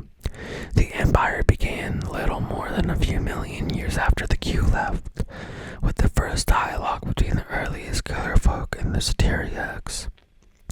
A few thousand years later, they were joined by the Tool Breeders, hailing out from the ocean depths through living radio arrays. The second wave of sentient species joined in during the following 10 million years, as the modular whole Terra Sapiens and the fledgling Asymmetrics contacted their celestial cousins. Finally, in the next 20 million years, newly evolving civilizations such as the Soros, Snake People, Parasite Symbiotes, and the Sail People successfully contacted the burgeoning Galactic Empire. The Bugfacers were aware of the whole process, but due to their xenophobic experience, they only opened up after a staggering 40 million years of silence. This union was an empire of speech, for an actual travel between the stars was too difficult to be practical. Like the bygone colonies of the Starmen, the post-humans cooperated through the unrestricted exchange of information and experience. Although covering every aspect of an astonishing variety of cultures, the Empire's efforts focused on two main issues: political unification, though not homogenization, and galactical awareness. Constant readiness for possible alien invasions. Everybody had come across the remnants of the mysterious Q. Nobody wanted a repeat of the same scenario. When the Second Empire ran into the Asteromours, who had silently saturated the galaxy with their own empire of man, they feared the worst. But luckily for them, the godlike beings were not interested in the Second Empire nor any of its worlds. The Asteromours were given a wide berth and accepted as they were, incomprehensible, omnipotent forces of nature. This coordinated effort lasted for almost 80 million years, during which its member species attained previously unimaginable levels of culture, welfare, and technology. Each species colonized a few dozen worlds of their own, in which nations, cultures, and individuals lived to the fullest potentials of their existence. Needless to say, all of this was possible only through constant communication and a total openness to the galaxy. Most communities took this for granted and dutifully participated in the galactic dialogues, but there were others, silent, darkened beings who refused to join in. Through them would come the ruin of the Empire. Gravital, descendants of the Ruin Hunters. After the lesson of the Q, the Second Galactic Empire kept a constant watch against alien invasion. Ironically, they neglected to look among themselves. The second great invasion of the galaxy came not from outside, but from within. The Ruin Hunters, who were lucky enough to inherit the secrets of the Starmen and Q when other species were mere animals, had experienced a tremendous advance in technological prowess. All in all, they were as sophisticated as, if not more, than the Asteromours of the Void. But their ascendancy was not a sane one. Recall that most Ruin Hunters were already deranged with a twisted assumption of being the sole inheritors of the Starmen. They refused to communicate with their relatives on other planets and kept to their own affairs. This neurotic hubris assumed truly dangerous proportions after the Ruin Hunters modified themselves. The origin of this modification lay in an earlier catastrophe. The The ruin hunter's sun was undergoing a rapid phase of expansion, and the species, advanced as it was, could do nothing to stop the process. So the hunters did the next best thing and changed their bodies. The infernal conditions of the solar expansion meant that a biological reconstruction was totally out of the question. Thus, the hunters replaced their bodies with machines, floating spheres of metal that moved and molded their environment through subtle manipulations of gravity fields. In earlier versions, the spheres still cradled the organic brains of the last hunters. But in successive generations, ways of containing the mind within quantum computers were devised, and the transformation became absolute. The ruin hunters were replaced by the completely mechanical Gravital. While not even organic, the Gravital still retained human dreams, human ambitions, and human delusions of grandeur. This, combined with mechanical bodies that allowed them to cross space with ease, made interstellar war a frightening possibility. Machine invasion. It took a long time for the Gravital to prepare. Propulsion systems were perfected and new bodies capable of withstanding the interstellar jumps were devised. But when they finally decided that the time was nigh, nothing survived their slaughter. The invasions followed a brutally simple plan. The target world suns were blockaded and their light trapped beyond specially constructed million-mile sails. If the dying worlds managed to resist, an asteroid or two finished them off. Enormous invasion fleets were built, and it was rarely necessary to deploy them. The machines had caught their cousins completely off guard.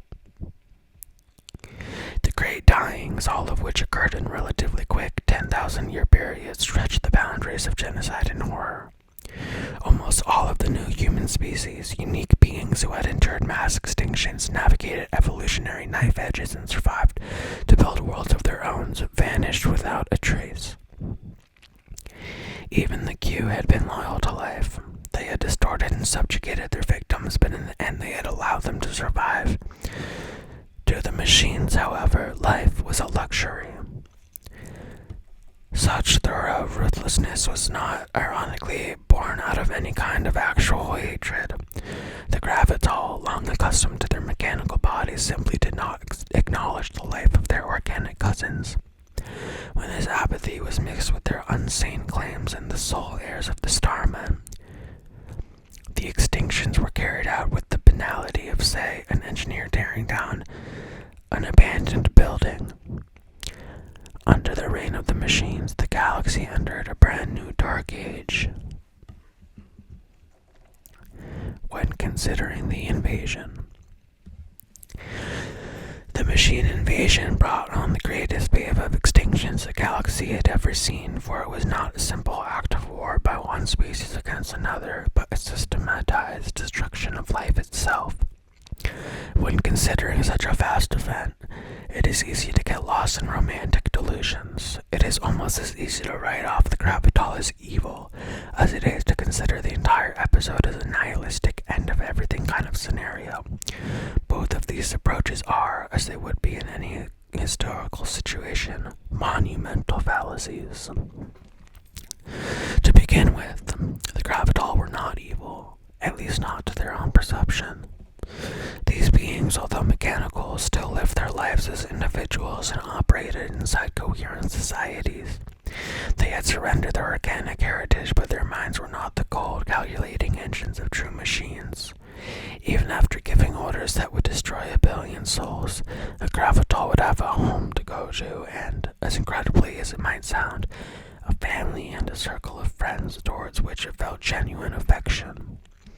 Despite being endowed with compassion, their harsh treatment of the organics was the result of, as mentioned before, a simple inability to understand their right to live. Furthermore, the Gravital did not constitute a singular, indivisible whole whose entire purpose was to wreck the universe. Their technological advancement had allowed them to form a pan-galactic entity, but within the machine empire was divided into political factions and even religious faiths. Superimposed over these fault lines were the daily lives and personal affairs of families and individuals. Like any sentient being, they had a sense of identity and thus differing agendas. Nor did the machine invasion mean the end of everything. There certainly was a widespread destruction of life, but what was lost was only organic life, consuming energy, directing it for reproduction, thought, and even evolution. The machines were as alive as any carbon-based organism. Despite the turnover, life of a sort survived, and as it would be seen, even preserved some of its organic predecessors. Subjects, many descendants of the Bugfacers. The Bugfacers, racially shy and xenophobic due to their background of repeated alien invasions, became the first species to face the Gravital onslaught. As ironic as their fate seemed, the Bugfacers were the luckiest of the post-humans. Instead of being exterminated like the rest of their cousins, they survived as the only organic beings in the machine empire. The precise reasons for their retention remain unknown to this day. Perhaps the machines hadn't perfected their ruthless apathy by then, or perhaps they pitied the poor organics and allowed them to maintain a stunted parody of an existence. Whatever the reason, the Bugfacers endured, but they hardly resembled their original ancestors anymore. Genetic engineering, the lost art of the galaxy threading Q, and later the Tool Breeders as well, was mastered almost as comprehensively by the machines. Not hesitating to warp the beings which did not really consider to be alive, they spliced their way into the Bugfacer DNA, producing generations of literal abominations.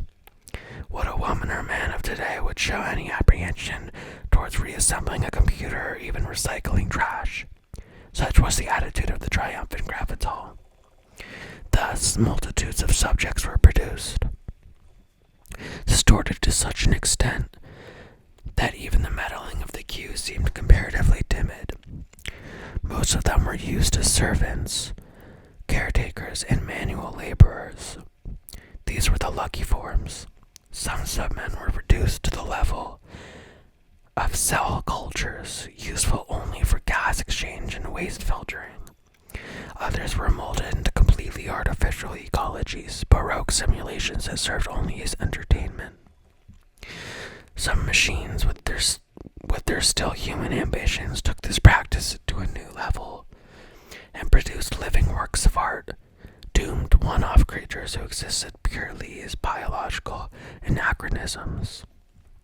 Be it as tool, slave, or entertainment, humanity narrowly held on to its biological heritage, while its machine cousins reigned supreme for an unbelievable 50 million years. The other machines. Recall that despite its galaxy-cradling might, the machine empire was not homogeneous. It contained dozens of differing factions that did not always agree on everything, including the treatment of their downtrodden biological subjects. Some machines, over a process involving several religious, social, and philosophical doctrines, began to comprehend the universality of life and the common origin of organic and mechanical humanities. Initially, such individuals lived in seclusion or withheld their beliefs from the world. They secretly engineered lineages of subjects that could live, move, and think as freely as they could. In a few memorable instances, the engineers fell in love with their creations, and their martyrdom inspired other machines to think just a little differently.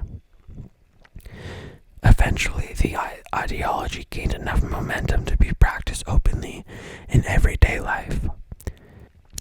However, the sect of toleration soon ran into odds with their hardline pan-mechanical rivals.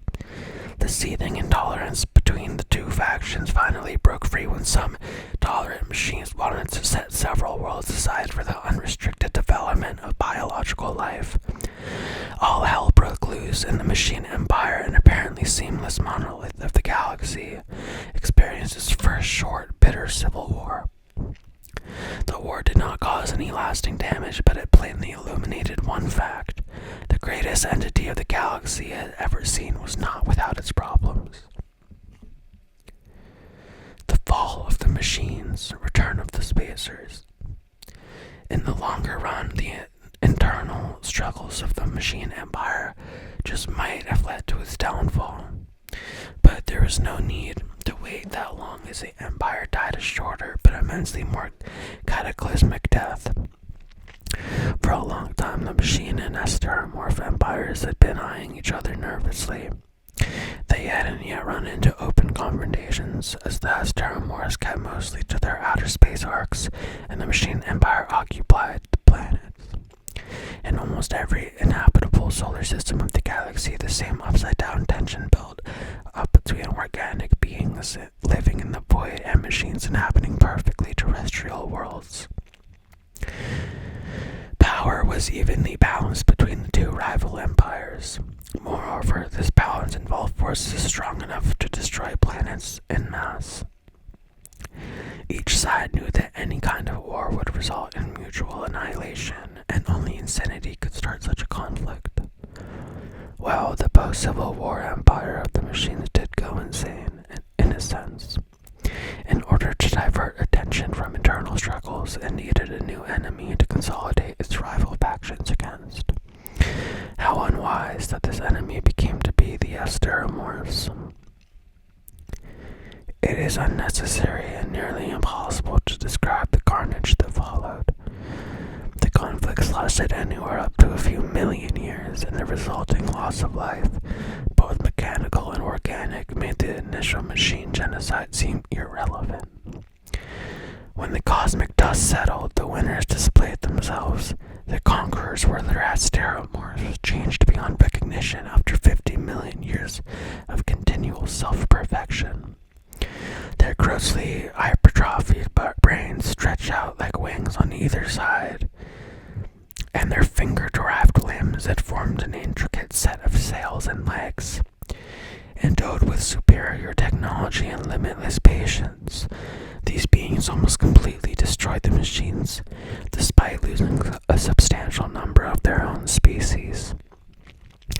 The conflict also thrust the Asteromorphs into the affairs of their long-neglected human cousins. As impossible as it seemed, some of the machine's subjects had survived the ordeal. Now, the Asteromorphs could no longer look away.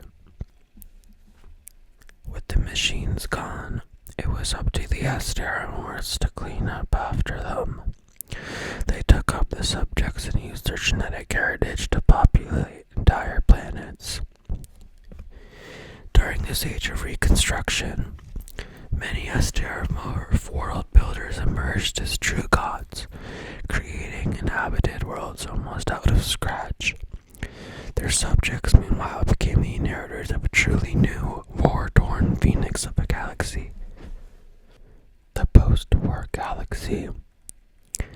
When replenishing lost worlds, the Asteromorph gods also took measures to ensure the continued safety of their creations. The abrupt rise of the machines had shown that unless carefully regulated, the wealth of the stars could always host a race of pan-galactic usurpers. The Asteromorphs, watchful but ever transparent, did not want to interfere directly. Instead, they produced terrestrial versions of their own kind to regulate the galaxy. They adapted their delicate, ethereal fingers into spidery limbs and shrunk their brains considerably to readjust the rigors of gravity. The resulting sideline was stunted by Asteromorph standards, but still produced demigods in every sense of the word. These beings, known often as the terrestrial spacers, are simply the terrestrials, nurtured and controlled the development of the post-war civilizations on many planets. They acted as caretakers, prophets, kings, and emperors, but also as grim reapers as the occasion dictated.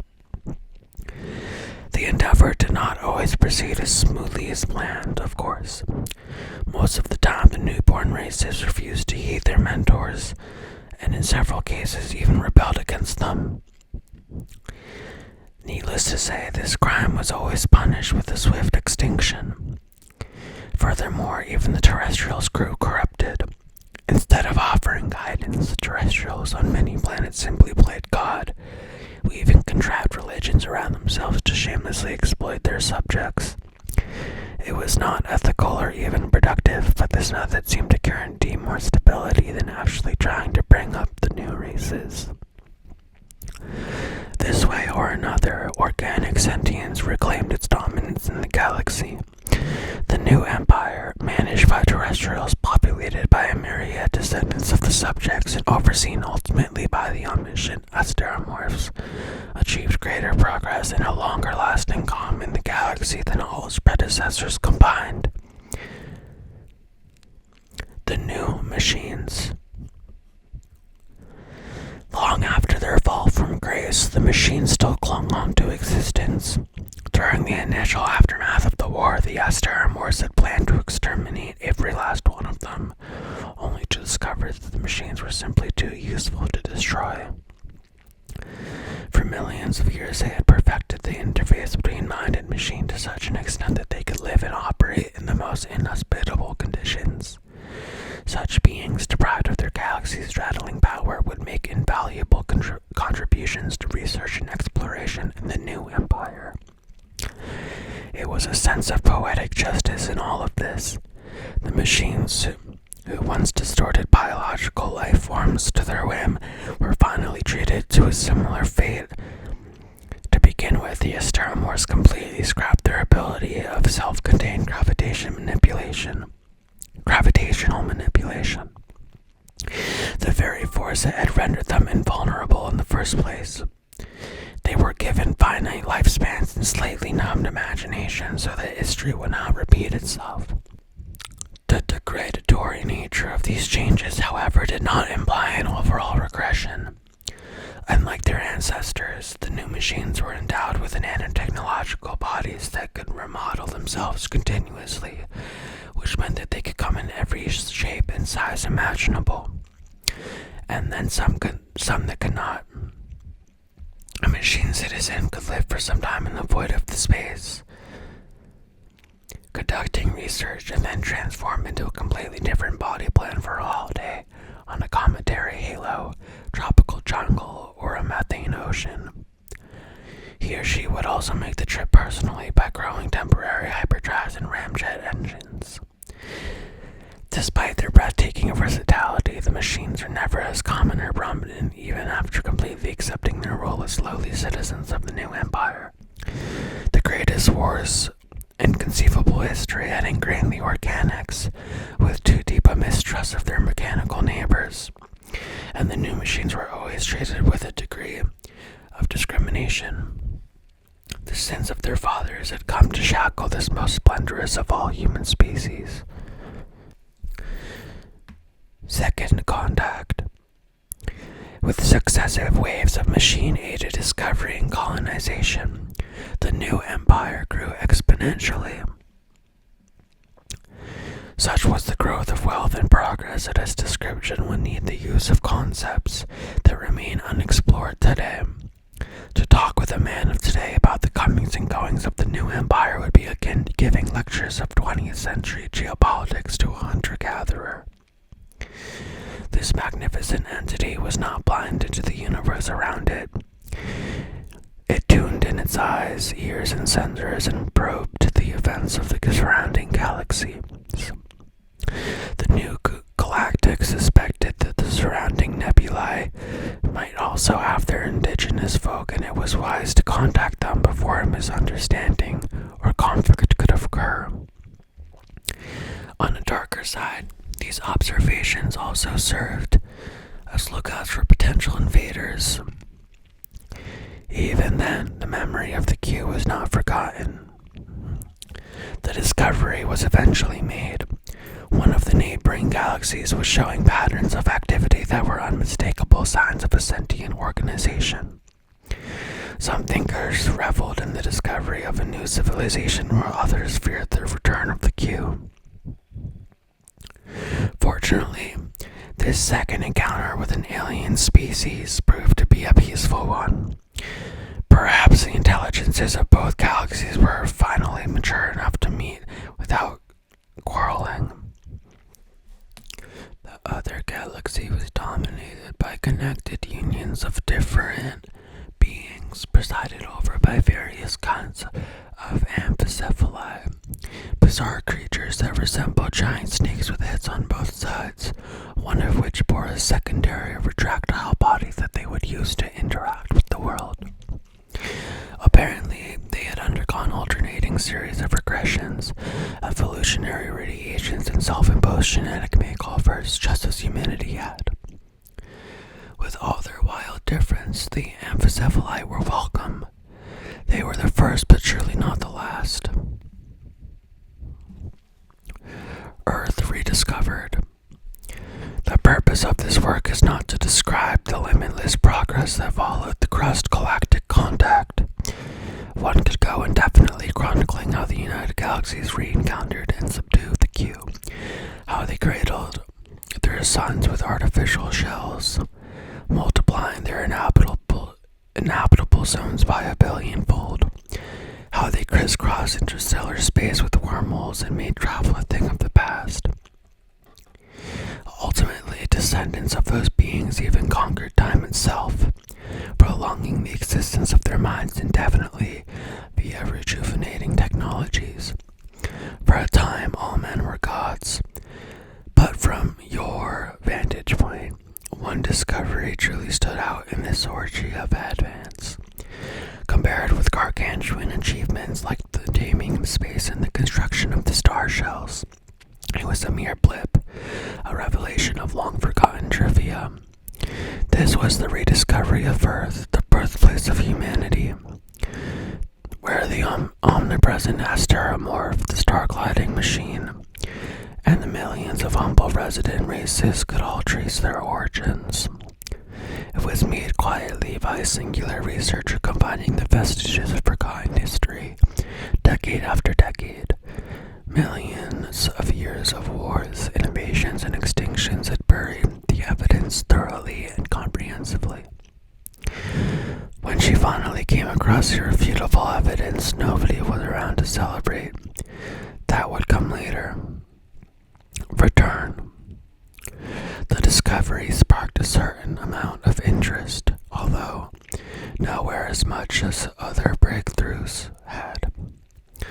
The most humans of the cosmos, their ancestral birthplace was simply an interesting piece of information, a piece of trivia with which they had lost all ties. Still, a ship was sent forth and it landed without ceremony, for now there was no intelligence left on Earth. Too far away from the main centers of population, it had been completely ignored, gone stagnant and feral, but still it was home.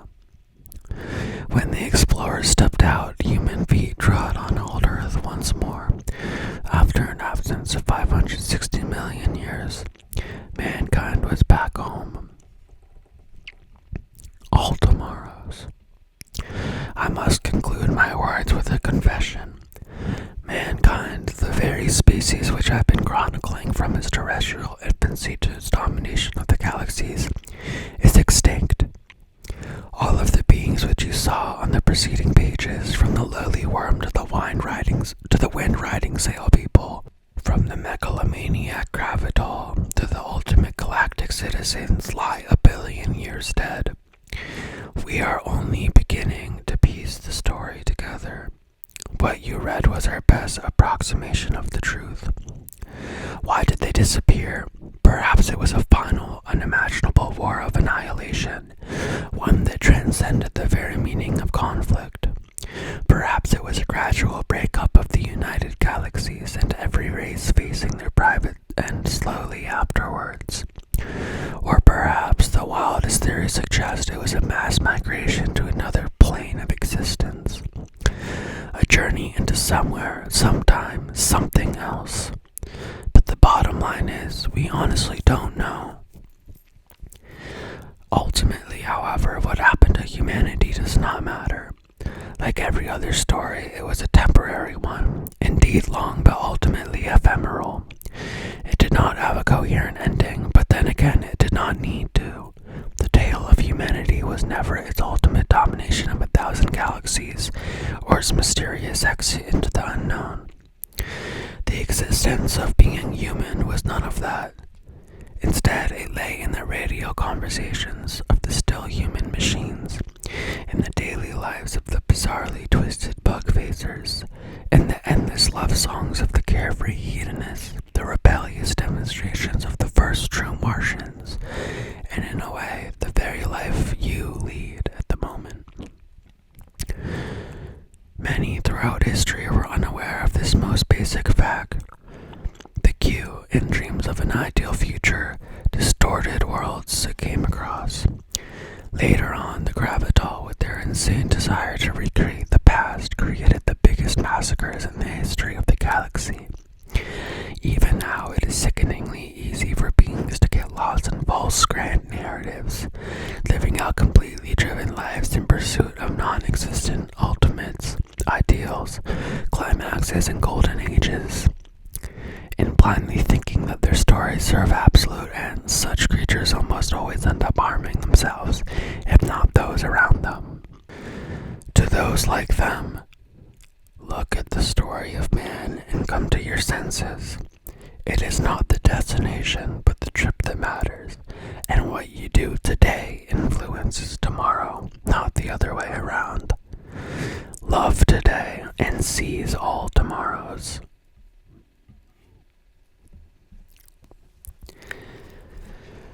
Thank you all so much for listening. This is one of my favorite stories. I had so much fun reading it, and I hope that if you had never heard it before,